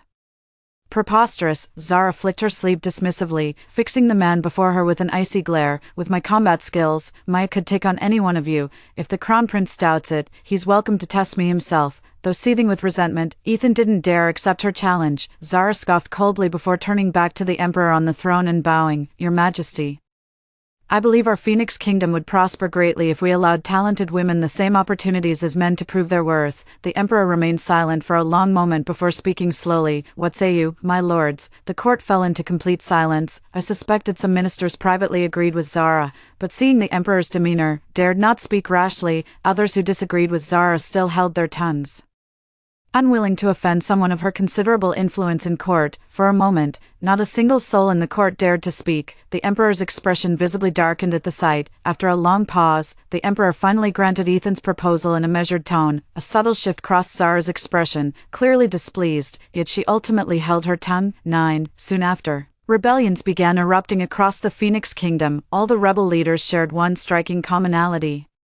They were former adversaries Zara had persuaded to surrender. Realizing this connection, the emperor urgently summoned Zara for interrogation, yet when summoned, Zara stormed the palace in full armor with her troops. Ethan blocked the throne hall with imperial guards, attempting to stop Zara. Seeing this, Zara raised her hand to halt her forces rather than pressing the attack. "Given the current situation, Ethan, you stand no chance, but for our years as husband and wife, I'll grant you one opportunity to prevail." She took a few steps forward alone, stopping before Ethan. "Fight me one-on-one. If you win, I'll withdraw my troops immediately." Ethan gripped his sword with his left hand and sneered, "You know damn well my right arm's useless. I'd have better odds fighting your rebel horde than dueling you." Seeing Zara raise her hand to cast a spell, I rushed to intervene. "I have a way to restore the crown prince's right arm in a short time." Zara frowned at me and said, "I've already broken the rules, once more won't matter, but there's no need for you to cross that line." Leaning closer, I whispered in her ear, "If you heal his injury with magic, even if you later win the wager fairly through martial skill, he'll still think you cheated, so it has to be me." With that, I met Zara's gaze again and gave her a reassuring nod. I quickly strode over to Ethan and casually shoved a pill into his hand. "Take this, and your injured right arm will temporarily heal." Of course, the pill wasn't that potent. I'd secretly perform healing hand seals after he swallowed it, but to my surprise, my healing magic had no effect on Ethan whatsoever. Is it because he's a celestial being undergoing mortal trials that even my divine arts can't heal his wounds? Ethan raised the longsword with his right hand, but after a few swings, the weapon clattered to the ground as his old injury flared up. Ethan gave me a cold smirk and was about to speak when Zara cut in first. "The medicine hasn't taken effect yet. What's the rush? Try again now." Ethan snorted coldly, picking up the longsword from the ground and swinging it forcefully. This time everything went smoothly, probably because Zara secretly cast a healing spell. Somehow, watching her master both martial arts and mystic techniques so flawlessly gives me this strange sense of pride, like I've raised her myself. The student has surpassed the master. How could I not feel gratified? As soon as Ethan's right arm recovered, the duel between them began, but to his dismay, Zara knocked the sword hilt from his grasp in just 10 moves. She raised her blade to Ethan's throat, her voice ringing clear and firm. "Ethan, remember there's always someone better. This truth applies beyond just men. The one who surpasses you needn't always be male." Ethan turned his head away, refusing to look at her. "The victor becomes king. The vanquished turns outlaw. I've nothing more to say. Do as you will." "No." As the two stood locked in confrontation, a woman suddenly burst forth from the Imperial Guards. My eyes focused, and I realized it was none other than the young palace maid Ethan had fallen for. She stepped in front of Ethan, her eyes brimming with desperate plea. "Your Highness, I beg you, for the sake of your marital bond with His Highness, spare his life." Ethan seized the palace maid's wrist and pulled her behind him. "Get out of here, this isn't your fight, Your Highness." The young maid gazed at him with tearful eyes, her face filled with devotion. "Without Your Highness, this humble servant truly cannot find any reason to live." Ethan's expression softened visibly, his brows furrowed with visible distress. "The person I've wronged most in this life is you. After all these years by my side, I still cannot even give you proper recognition, Your Highness." The profound affection between the two before Zara made me worry about her feelings once more. Fortunately, Zara seemed unaffected, quietly watching their farewell before calmly ordering the attack. With no other choice, Ethan knocked the woman in his arms unconscious, had her escorted away, and immediately led the Imperial Guards to intercept. Just as Zara had predicted, the Royal Guard stood no chance against her forces. Within half an hour, Zara's troops breached the palace defenses, capturing both Ethan and the king. 10. Dark clouds loomed and thunder roared on the day of Zara's coronation. The crowd below immediately erupted into chaos. Some claimed her usurpation of the throne defied the natural order, hence the celestial omens manifested. Others dismissed supernatural explanations, attributing these phenomena to ordinary weather patterns, yet in truth, this was divine retribution. Zara had previously meddled in mortal affairs with immortal arts. then shattered the world's natural hierarchy by ascending the throne as a female emperor, defies celestial laws repeatedly, and divine retribution shall surely follow. But, standing at a distance, I saw not a trace of panic in Zara's eyes, not even surprise, as if everything was unfolding exactly as she'd planned. Boom, a thunderclap roared, followed by a lightning bolt striking right before Zara. The crowd recoiled in terror. Scattering in panic, leaving Zara standing alone, she raised her head. Summoning a longsword from thin air, her eyes gleaming with anticipation, at first bewildered, I then focused on the blade in her hand, and realized with shock it was the legendary primordial sword. After Nuwa created the world, the primordial sacred sword naturally divided into 3 divine treasures, with its blade transforming into this very primordial sword now in her grasp. The 3 divine treasures had been lost for ages. Who could have imagined Zara would recover the primordial sword? From the celestial realms to the mortal world, never has a woman been permitted to rule as emperor. Such is the so-called heavenly decree, utterly laughable. Today, I, Zara, shall not only claim dominion over the mortal realm but become the sovereign of all under heaven. My voice shall echo across the 4 seas and 8 wildernesses. Henceforth, women may pursue their passions, study literature, master martial arts, serve as officials or merchants. Whatever men can do, women shall do likewise. As she spoke, she raised the primordial sword skyward, as if challenging divine retribution itself. Thunder rumbled ominously as layers of dark clouds blotted out the sunlight, plunging the mortal realm into darkness. With an earth-shattering boom, a lightning bolt suddenly streaked down, heading straight for Zara. The divine thunder carried apocalyptic force, thick as a python, wreathed in terrifying violet electricity. I immediately cast protective spells over all the mortals present. Yet Zara showed no fear, channeling her magic ceaselessly into the primordial sword. As the 2 forces collided, a blinding flash erupted, instantly illuminating the mortal realm that had been shrouded in dark clouds. Zara gripped the sword hilt tightly, her hair whipping wildly as unyielding fire burned in her eyes. All living beings were created by Nuwa. Why then is a woman forbidden from becoming emperor today? If heavens will denies me, then I, Zara, shall defy the heavens.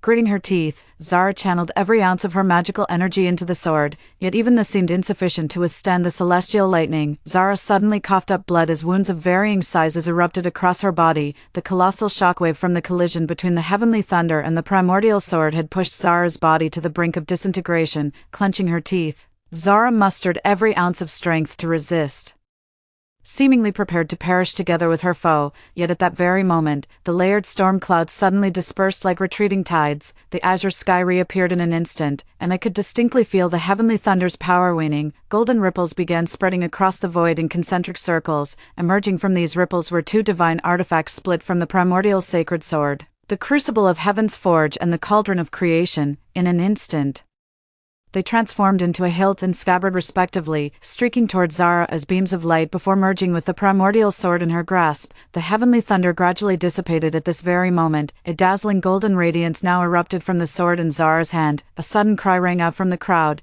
though none could tell who had shouted. Your Majesty is an immortal descended from heaven, ordained by fate. Your coronation brings divine fortune to our Phoenix Kingdom. The courtiers, jolted to their senses by these words, immediately prostrated themselves in reverence. We humbly congratulate your Majesty on the ascension to the throne. Long live the Emperor. 10,000 years, 100 million years. At this moment, though drenched in blood, Zara stood radiant atop the crowd. The overwhelming aura surrounding her commanded such reverence that all knelt in genuine submission. Only I remained standing at a distance, staring blankly for what felt like an eternity at the sword in her hand, for it was the legendary primordial chaos treasure, the Hongming sacred blade. The reappearance of this sword can only mean one thing: the lightning tribulation ceased because Zara had gained the recognition of the primordial deities. After all, the primordial sacred sword is Nuwa's creation artifact. How could mere divine retribution withstand such a holy blade? 11. Upon obtaining the sacred sword, Zara didn't even pause to catch her breath before charging straight back to the celestial realm. As for all mortal affairs, they naturally fell upon the original Maya. Fortunately, she was quite ambitious herself. After I explained the whole situation, she immediately agreed to take on this responsibility. I then found a mortal to poison Ethan, allowing him to swiftly end his earthly ordeal so he wouldn't miss Zara's glorious moment. By the time I'd settled these matters and returned to the celestial realm, Zara was already standing before the heavenly emperor, the primordial sacred sword. The celestial emperor gazed at the sword in Zara's hand, not with the fear I had anticipated, but rather with a trace of relief. Since ascending the throne, I've been searching for the whereabouts of 3 sacred artifacts. Never did I imagine you would be the one to find them, Father Emperor. Ethan suddenly appeared in everyone's line of sight. The deities seemed to relax slightly upon his arrival, whether because they believed he could match Zara, or hoped she'd show mercy for old time's sake. Standing before the Heavenly Emperor, Ethan fixed Zara with an inscrutable gaze. The Heavenly Emperor waved his hand, signaling Ethan to withdraw, with the primordial divine sword in her grasp. I fear all the deities present combined would stand no chance against her. Hearing this, Ethan had no choice but to step aside. The Celestial Emperor turned his gaze back to Zara, his expression softening. I understand your purpose in coming here, yet I fail to comprehend why you insist on becoming the supreme ruler of all immortals. You must realize this throne has never been held by a goddess. Should you ascend to it, the burdens you'll bear would far exceed those I carry. I know. Zara's gaze was resolute, her every expression radiating the aura of a natural leader. Precisely because it's never been done before, someone must set this precedent. I'll show the world that women can claim the celestial throne, the god of war's mantle, any role deemed fit only for men. The Celestial Emperor clapped his hands, his face alight with approval. The celestial throne belongs to the worthy by right, and you've earned the primordial sacred sword's acknowledgement. That speaks volumes. With that, the Celestial Emperor extended his hand. Child, place your hand upon mine. After a moment's hesitation, Zara slowly rested her hand upon his. As their hands met, the Emperor's form blazed with radiant light, and an overwhelming surge of power began flowing towards Zara. I could sense an immense surge of magical energy flooding into Zara's body. This power far surpassed her own magical reserves in magnitude. Witnessing this scene left me with mixed emotions I couldn't quite define. I'd braced for a brutal battle, yet everything unfolded with unexpected ease. The Celestial Emperor withdrew his hand after transferring his divine power to Zara. From this day forth, you shall lead all immortals in the heavenly realm. But remember, the burden you carry concerns not just the fate of women, but the destiny of all living beings. A golden mark gradually emerged between Zara's eyebrows. Her closed eyes slowly opened, radiating an aura so formidable it commanded reverence. Your trust shall not be misplaced. Though perplexed, none among the celestial host dared question the Heavenly Emperor's decree. The immortals bowed in unison, paying homage to Zara with clasped hands. I pay homage to the Celestial Emperor. Ethan gazed at the woman before him, lost in some distant memory. His expression was inscrutable. I couldn't read his thoughts, nor did I particularly care to. After a brief pause, he too clasped his hands towards Zara and said, I pay homage to the Celestial Emperor. I watched everything before me with quiet contentment, feeling my consciousness gradually detach from this world. Witnessing a classic romance novel's heroine evolve into an independent female lead has been my greatest joy since transmigrating into this story, though I lack Zara's extraordinary talents to reach the pinnacle of power and fight for women's rights. Reshaping the romance-centric mindset of female characters through this transmigration journey has become my rewarding mission, so from now on, I'll keep time traveling into those classic romance novels to rewrite the heroine's destinies. Bonus interview. After ascending the throne, some immortals asked Zara why she kept her gentle name more fitting for a virtuous housewife than a sovereign. Zara smiled and replied, I did plan to change my name to Phoenix Rain after becoming Celestial Empress. As she spoke, she opened her palm and conjured a balsam flower into existence, but then it suddenly dawned on me, whether it's gentleness or command, these are both formidable strengths inherent to women. Just because gentleness sounds mild doesn't mean it's unfit for a ruler's name. Otherwise, how would this differ from the outdated stereotype that women cannot be emperors? Story 2. In our past life, my sister fancied the majestic dragon and married him without hesitation. I chose the unremarkable merman. She thought she would become the queen of the dragon clan, but the dragon failed his tribulation, and as his partner, she was implicated and nearly lost her life. Yet unexpectedly, the merman obtained the sea god's inheritance, becoming royalty of the sea, and everyone knew I was the future queen. At the victory banquet, my sister poisoned my wine, reborn into a new life. My sister rushed eagerly to the mermaid. The queen's throne shall be mine.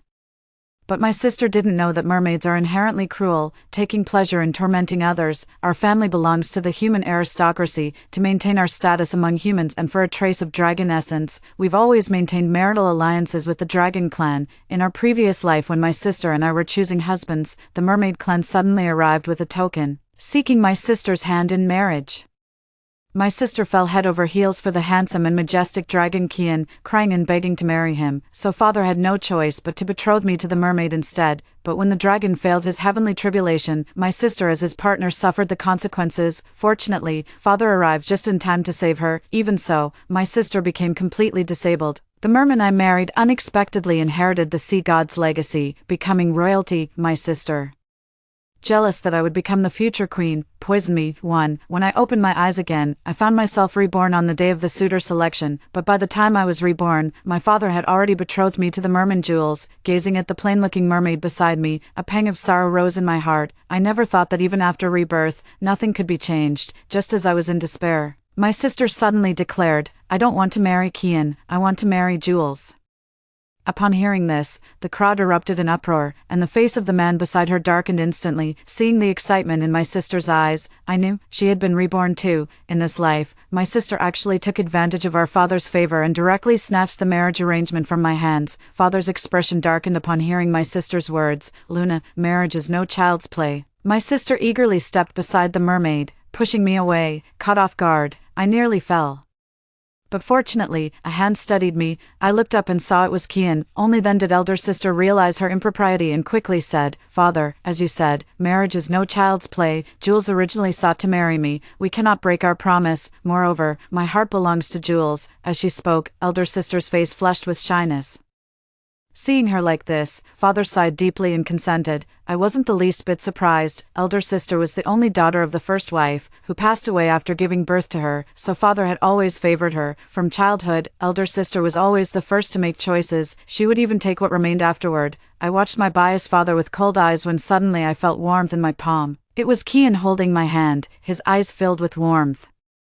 Thawing my heart that had been frozen by my father's cruelty, my elder sister smugly linked arms with the mermaid, looking at us with disdain. As we passed each other, I heard my sister whisper to me, "Little sister, in this life, you shall die alongside the dragon. The throne of Empress belongs to me now." I lowered my head to conceal the amusement in my eyes. My foolish sister, spoiled by our father, has grown utterly unaware of her own limitations. Mermaids are inherently cruel, taking pleasure in tormenting others. In my past life, he tortured me until not a single patch of skin remained unharmed. Moreover, my sister's last-minute change of groom has likely earned the resentment of this petty-minded mermaid. Father gathered the world's most precious treasures for my sister as her dowry, and he even took away my own dowry. Father said to me, "Your sister is marrying far away, and to the mermaid clan at that. You're marrying well.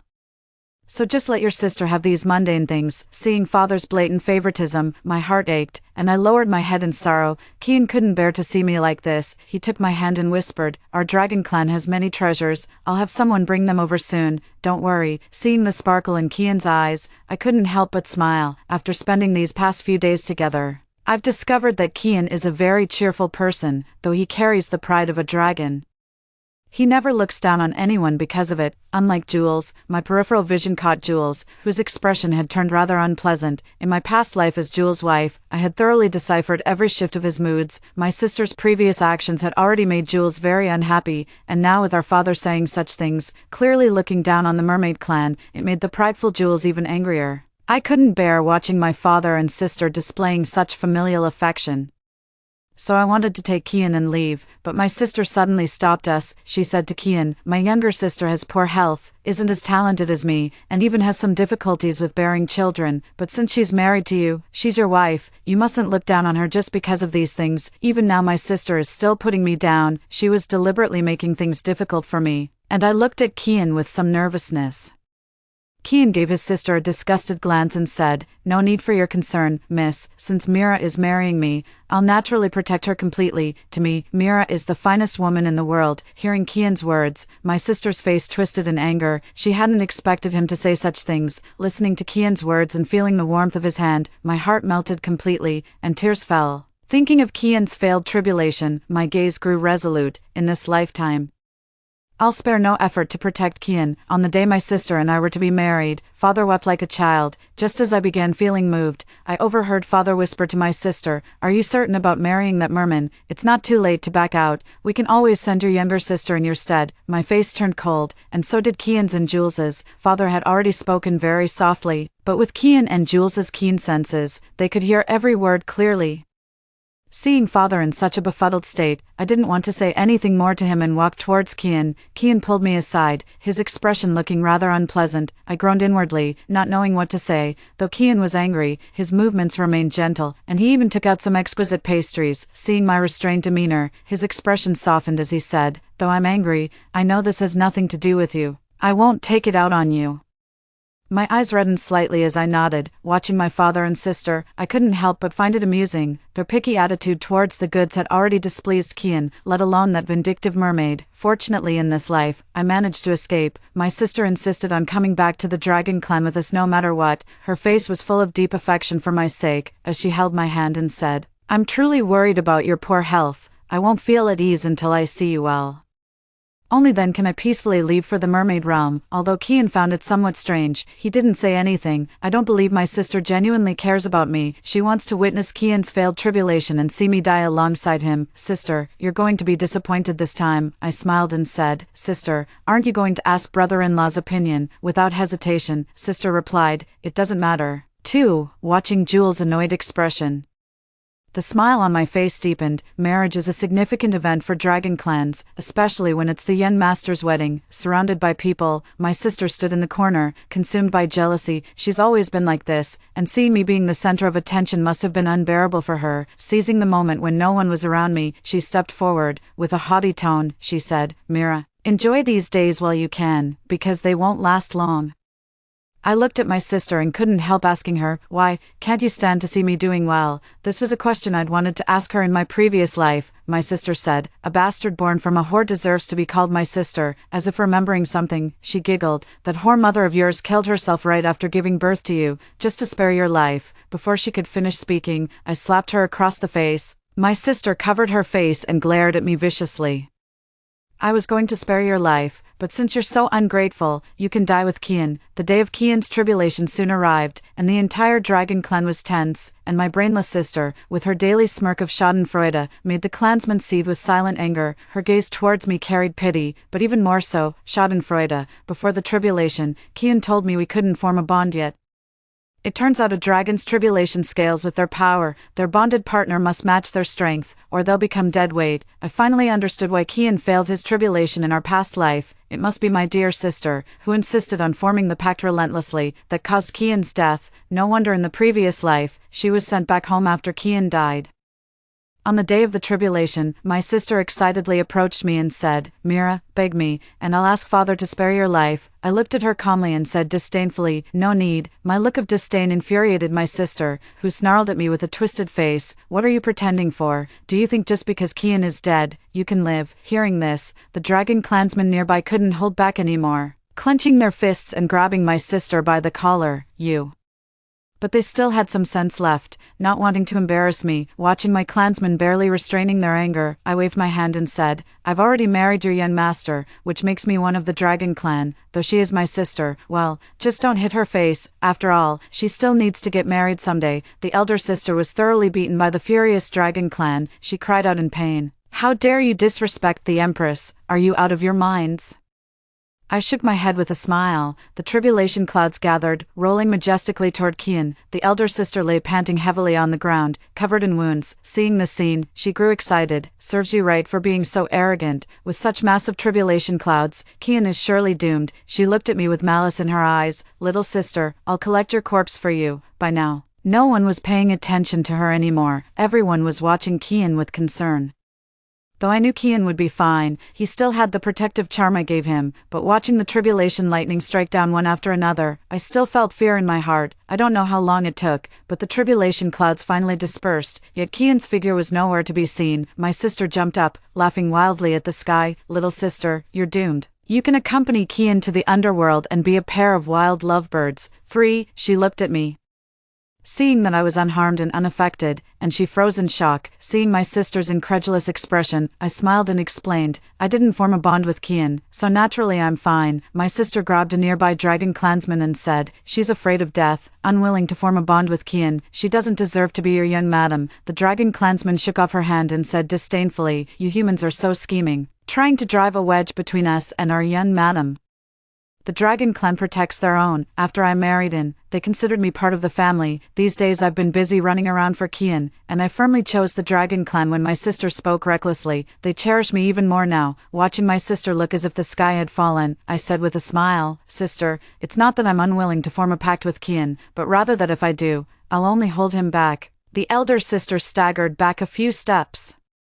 her face turning pale instantly. At that moment, Kian appeared, looking coldly at the elder sister. Throw Luna and that mermaid out, disturbing people's minds during my tribulation and speaking insolently to my wife. Such people are unworthy of staying in our dragon clan. Just like that, Jules and the elder sister were thrown out of the dragon clan in complete bewilderment. Before being thrown out, the elder sister still shouted, "Just you wait, when my husband becomes royalty, you'll all be kneeling and begging us." Few people know that the sea god from my past life had his eyes on me, but since I wasn't of the sea folk, he had to settle for passing his legacy to Jules instead. Kian was still furious. He said to me, "Why don't we go visit the mermaid clan too? After all, she's your sister, we should go show our support as her family." I was still worrying about how to bring Kian to the deep sea when his idea came like a timely rain. But looking at Kian's mischievous grin, I couldn't help but laugh. "Since when did you pick up humans' roundabout ways?" Kian took out the amulet I gave him, looking at me affectionately. "You are my wife. Of course I will protect you." We exchanged a knowing smile. My sister and Jules were in the middle of an argument. By now, Jules had shed his disguise, glaring at my sister with a ferocious expression. The elder sister was spoiled by our father and can't see the current situation clearly. She was still scolding Jules. "Why didn't you fight back? Don't you know their actions are making me lose face?" Jules snorted coldly and said, "Who told you to have such a loose tongue?" They started arguing, and in a fit of rage, Jules slapped the elder sister hard. The elder sister covered her face, looking at Jules in disbelief. Then the sister saw me and Kian, glaring at us viciously. "What are you doing here? You're not welcome." Jules held her back, smiling apologetically at us. The sister widened her eyes, staring at the apologetic Jules. Standing before Jules, I recalled how ferociously he had glared at me in my past life. The person who once terrified me now wore a look of humility, and suddenly, I realized I wasn't so afraid anymore. No matter how reluctant my sister was, Jules still invited us back to the mermaid clan, treating us with lavish hospitality. The mermaid clan's territory lies in the deep sea, where resources are scarce. Seeing this scene, my sister's face turned dark with anger. She had been pampered since childhood, and even when confined to the Buddhist hall in her previous life, her father still provided her with the finest food and comforts. It could be said that she had never suffered such humiliation before. Not to mention, with Kian's arrival, the mermaids would always give us priority for any good things they had. This is far from the queenly dream my sister had. Kian and I eat well, drink well, and travel occasionally. Kian was astonished. "With your talents, why?" Kian didn't finish his sentence, but I understood what he meant. I said, "My sister has always been competitive since childhood, and I'm not our father's favorite. If I outperform her, she'll be upset." Kian held my hand sympathetically, about to say something. Then we saw my furious sister glaring at us from nearby. She rushed forward and knocked our hands apart. She looked at Kian with resentment, as if he were a heartless scoundrel. "How could you do this?" Kian scratched his head in confusion and said, "What's going on with us?" With reddened eyes, the elder sister resentfully said to Kian, "How could you do this to me?" Kian was completely baffled by his sister. "Who even are you, sis? How have I wronged you?" The sister put on a pitiful look that left Kian utterly perplexed, then grabbed me and walked away. While walking, he asked me, "Is your sister a bit off in the head, out of nowhere? She acts like I've done something to wrong her, but I haven't." I laughed while comforting him, my gaze briefly sweeping over my sister. My sister's face turned bright red as she glared at me fiercely. In my past life, apart from the day of the suitor selection, I never saw Kian again. Kian gave me the impression of being noble and majestic, so I simply couldn't associate the man grinning mischievously before me with Kian. Kian held a chicken leg, eating with elegant manners. Only the words coming from his mouth weren't so pleasant. "Mira, from now on stay away from your sister and father, lest you become like them." If it were my sister, she would take it seriously and think he was looking down on people, but I was different. I nodded with a smile. Kian and I lived very happily among the mermaids, and Kian was so delighted that he forgot all about home. With no elders watching over us, Kian took me to explore all the forbidden places of the mermaid clan, leaving them furious but unable to speak out. While we were having fun, my sister began to feel miserable. Jules appears gentle and simple-minded to outsiders, but only after interacting with their mermaid clan does one discover that mermaids are inherently cruel. Finding pleasure in tormenting others, they often abduct lone human women, subjecting them to arbitrary beatings and abuse. In this lifetime, with me and Kian present, Jules didn't dare to act too recklessly, only giving my sister a few light blows, but when he realized my sister wasn't reporting to me and was instead hiding it, his attacks became even more vicious. Kian and I are visiting the mermaids' market. Their market is quite similar to human ones, with everything being deep-sea jewelry. 5.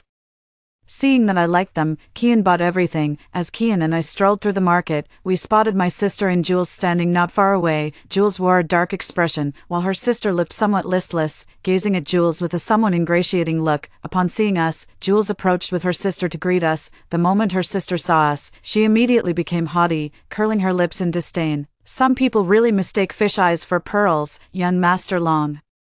Don't say I didn't warn you, my sister can't bear your children. Kian's face turned cold the moment he heard these words. Seeing this, the elder sister felt a secret delight. Kian said, Mira has formed a covenant with me, she shares my immortality, and our descendants will have their own fate. There's no need for the young lady to trouble herself. Moreover, Mira's aptitude is exceptional. Fortunately, it was me who married Mira, otherwise. Kian's tone was meaningful as he left the sentence unfinished, and Jules's face grew even darker. The sister was furious. She tried to grab Kian's hand, but Kian shook her off. The sister cried out in pain as the scars on her arm were accidentally revealed. Kian was shocked. I didn't use any force. Are you trying to scam me? Seeing this scene, Jules grew nervous. He opened his mouth as if to say something. My sister viciously smoothed her sleeves and glared at me. You little wretch.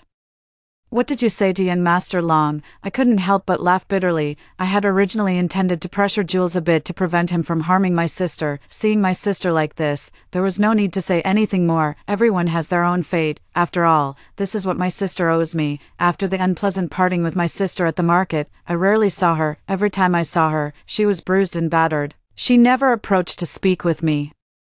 Just glared at me fiercely for a moment before turning away. On this day, I had just woken up when the maid told me my sister wanted to see me. After some thought, I decided to go meet my sister. There were more scars on my sister's face. She looked exhausted, with a large bruise on her cheekbone that was quite frightening. When she saw me, my sister gave a bitter smile and said, You see, Jules is practically inhuman. He beats me half to death day and night, then barely keeps me alive. I let out a dry "oh." Seeing my indifference, tears fell from my sister's eyes as she said, Mira, I'm suffering in your place. Don't you realize that if I hadn't exchanged marriages with you back then, you'd be the one enduring this torment now? Hearing this, I laughed and thanked my sister very sincerely. Seeing my sister's ugly expression, I felt an inexplicable sense of satisfaction during this time interacting with Kian. I've also learned some of Kian's provoking tactics. My sister's face twisted slightly, but she quickly composed herself. Pushing the food box towards me, she said eagerly, Little sister, I remember you like this. I prepared it especially for you. Try it. I opened it and saw a few osmanthus cakes lying inside. Seeing the osmanthus cakes reminded me of my childhood when my wet nurse made some for me. She told me these were my mother's favorite. But before I could eat those osmanthus cakes, my elder sister had people tie up my wet nurse, accusing her of theft. I never saw my wet nurse again. Coming to my senses, I picked up a piece of osmanthus cake, under my sister's delighted gaze, and stuffed the pastry into my sister's mouth. My sister was shocked, quickly spat out the cake, and collapsed onto the table retching in fright. Only after she had cleared the pastry from her mouth did she glare at me with lingering fear. I kindly prepared pastries for you, and this is how you treat me? What an ungrateful wretch, I calmly said.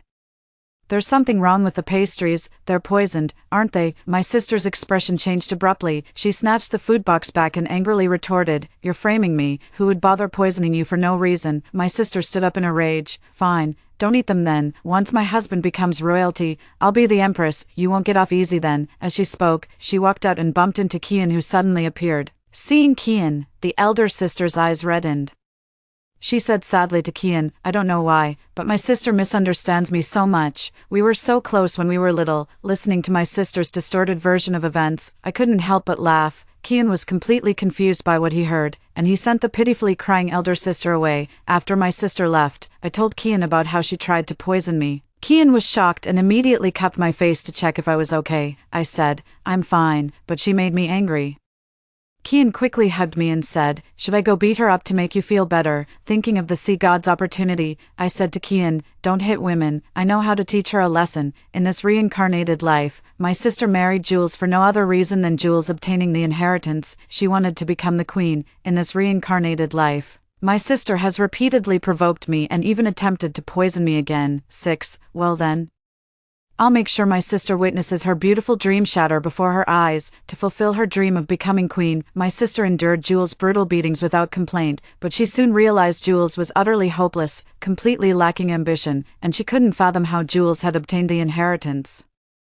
She shamelessly clung to me, annoying Kian so much he nearly punched her. Kian restrained himself from hitting her, but he couldn't stop himself from throwing her out of the house. He let out a sigh of relief and said to me, "Your sister has finally left. Let's clean up and hurry to claim the sea god's inheritance. I can't stand this damned place any longer." Kian looked resentful, so I quickly reassured him. "The sea god's inheritance is about to emerge. I'll take you to claim it.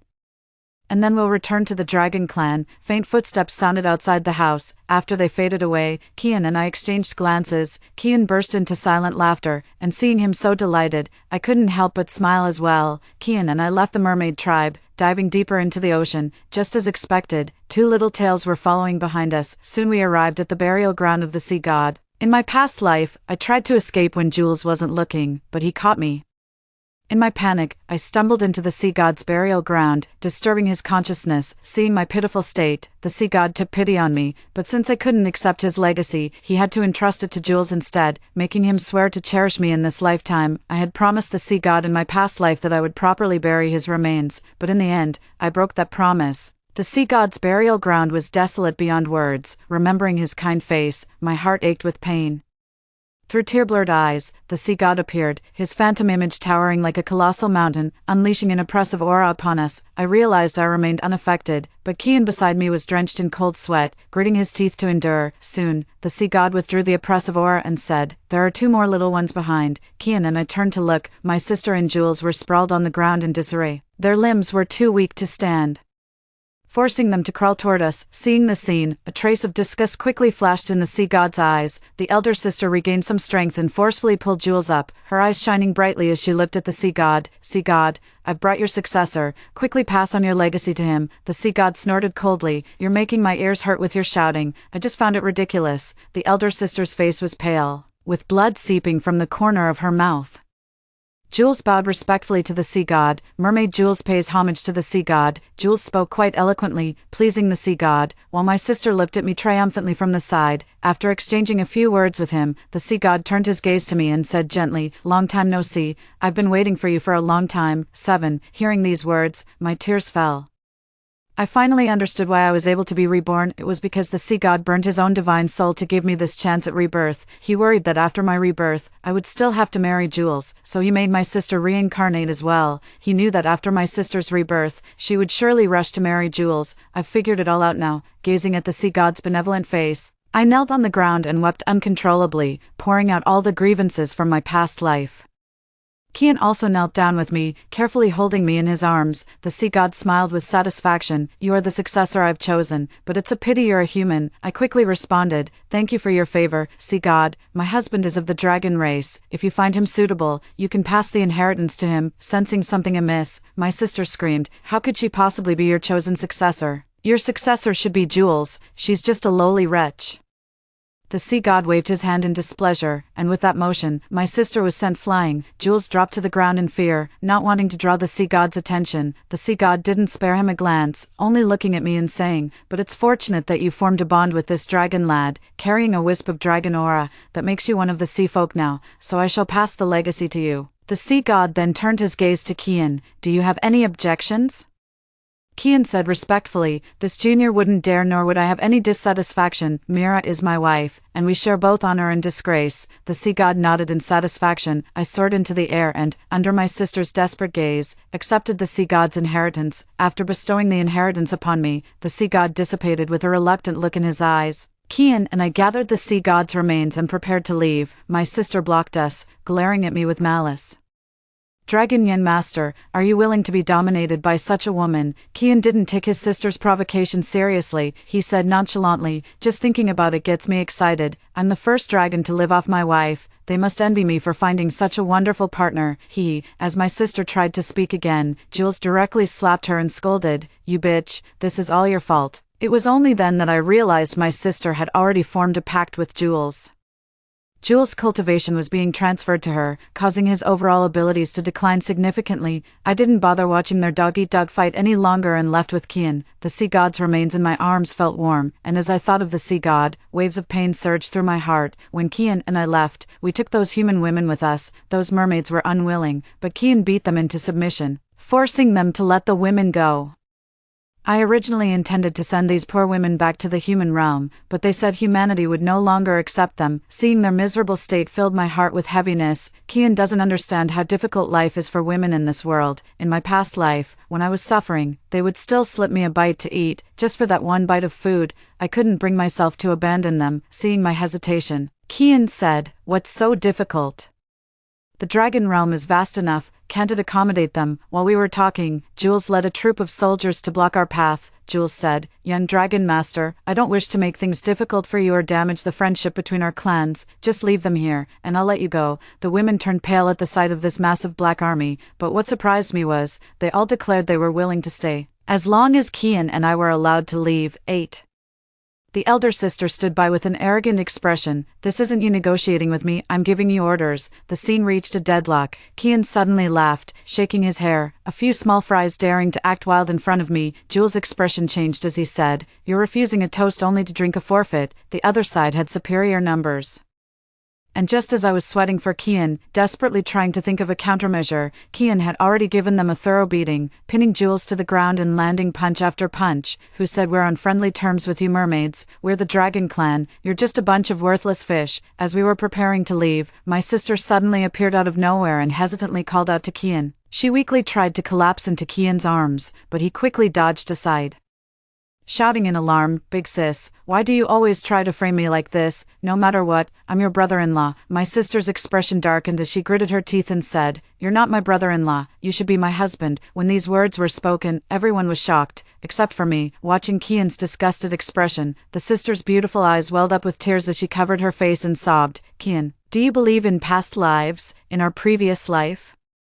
You are undergoing a tribulation, and because of you, I nearly lost my life when the tribulation failed. Given a second chance at life, I didn't know how to face you, so I married Jules instead, but I truly love you." Kian quickly interrupted her. "Stop, I feel sick, I don't deserve this kind of punishment." My sister spilled all the details about our past lives, even embellishing her own image a bit. As for me, I became that vicious woman who hunted her down relentlessly in our past life and stole her love in this one. Kian felt his brain couldn't keep up, saying, "So you mean my failed tribulation in the past life was entirely because you formed a contract with me?" My sister choked up, while Kian suddenly grew furious. "Idiot, look at your own aptitude. If you hadn't formed that contract with me, my cultivation wouldn't have regressed. Thank heavens I married Mira in this life, or you'd have gotten me killed again." My sister's face turned pale and ashen as she pleaded, "I know I was wrong, take me away with you. Jules is a complete madman, his wife should be Mira." I glanced at Kian, who grew even angrier. He shoved my sister violently and said, "Mira and I are already bound by oath, and you call Mira vicious. You're the wicked one. Mira never sought to harm you, unlike you." My sister let out a shriek, drew a dagger, and lunged at me. Kian reacted swiftly,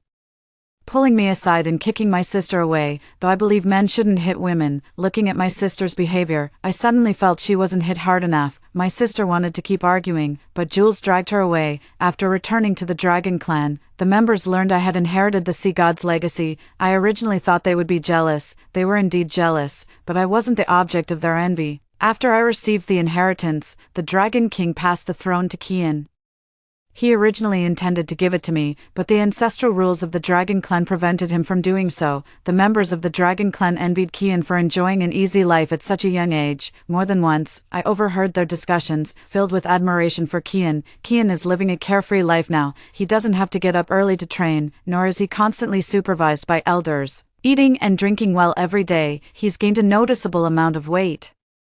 I was worried his self-esteem might be hurt, but he didn't care at all. In fact, he even joined the elders in supervising my training. Years passed by, and on the day I became pregnant with dragon offspring, celebrations erupted across the 4 seas. I saw Jules and my sister. My sister had aged considerably, shrinking timidly behind Jules while gazing around with envious eyes. Her face was covered with gruesome wounds, and her clothes were tattered, but she paid no mind, devouring her food with such haste that she even shoved it directly into her mouth with her hands. Her fingernails were caked with dirt, disgusting the other guests at the table so much that I had to seat her alone. Seeing my once proud sister reduced to this state brought me no joy, and the hatred from my past life had long since faded. Jules called me over, signaling he wanted to speak with me privately. Jules and I stepped aside, his eyes filled with complex emotions. After hesitating for a long time, he finally spoke. "I don't believe what Luna said, but since that day, I've been having dreams. I dreamt I married you but treated you poorly, even coldly, watching as Luna poisoned you." I looked calmly at Jules, who had aged considerably and was no longer the demon from my past life. I said indifferently, "What are you trying to express by telling me all this?" Jules looked at me urgently. "I just want to ask, is what Luna said true?" 9. I glanced at Luna, who was wolfing down her food, her face a mix of tears and laughter, while passers-by avoided her like the plague. I said coldly, "Does it really matter if it's true or not? What matters is that in this lifetime, you'll always have to look up to me, so be nicer to my sister." Humans have a saying, even when beating a dog, one must consider its master. Jules let out a sigh and left. I never saw Jules or my sister again, but thinking about it, the mermaid tribe's dwelling is remote, deep in the ocean, making the journey quite strenuous, but news of Jules' tribulation still reached my ears. Jules failed his tribulation, and his bonded sister was also affected. In this life, their father still refused to give up on her, but the mermaid tribe was too remote. By the time their father arrived, the sister had already become mentally impaired. She and her father returned to the human realm, seeing her impaired state. Her father couldn't bear to leave her alone, so he resigned as clan leader to devote himself to caring for his sister. At this point, Kian cautiously observed my expression. "Mira, you're not upset, are you?" I shook my head. I might have been upset before, but not anymore. If it were before, I would indeed have been sad. Since childhood, my father has always favored my elder sister. I used to think that if I were outstanding enough, my father would share even a little bit of that love with me, but I realized that no matter how outstanding I was, I still had to take second place to my sister, and my father's eyes would never turn to me. My sister's fate in both her past and present life wasn't particularly good, yet she was always the one my father firmly chose and protected. I looked at Kian and couldn't help but hug him. Then, an angry child's voice came from the doorway. "Father, you're hugging Mother again. I'll fight you."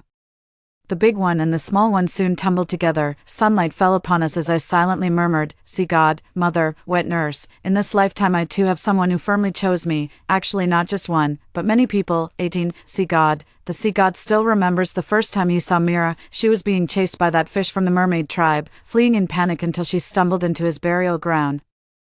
Back then, Mira was covered in wounds, utterly disheveled. Her eyes were dark yet bright. When she spotted Jules searching frantically for her, despair flashed in Myra's gaze, but soon, she drew a dagger, and a fire ignited in her eyes. Such is humanity, unyielding and resilient. He was drawn to Mira, and the sea god even felt some regret. This girl wasn't of the sea folk. If she were, what heights could the sea folk reach under her leadership? Seeing Myra's pitiful state, the sea god's long-dormant compassion stirred slightly. Besides, he was about to fade away. Gazing at Mira, he forced Jules to make a vow. A wisp of his divine soul attached itself to Mira, watching as she accompanied Jules in leading the sea folk. Mira is an outstanding person, the sea god thought with satisfaction. 10. But an accident still befell Mira, as Jules bewitched Myra's sister to poison her. Watching Mira die in agony, the sea god felt a pang of sorrow in his heart.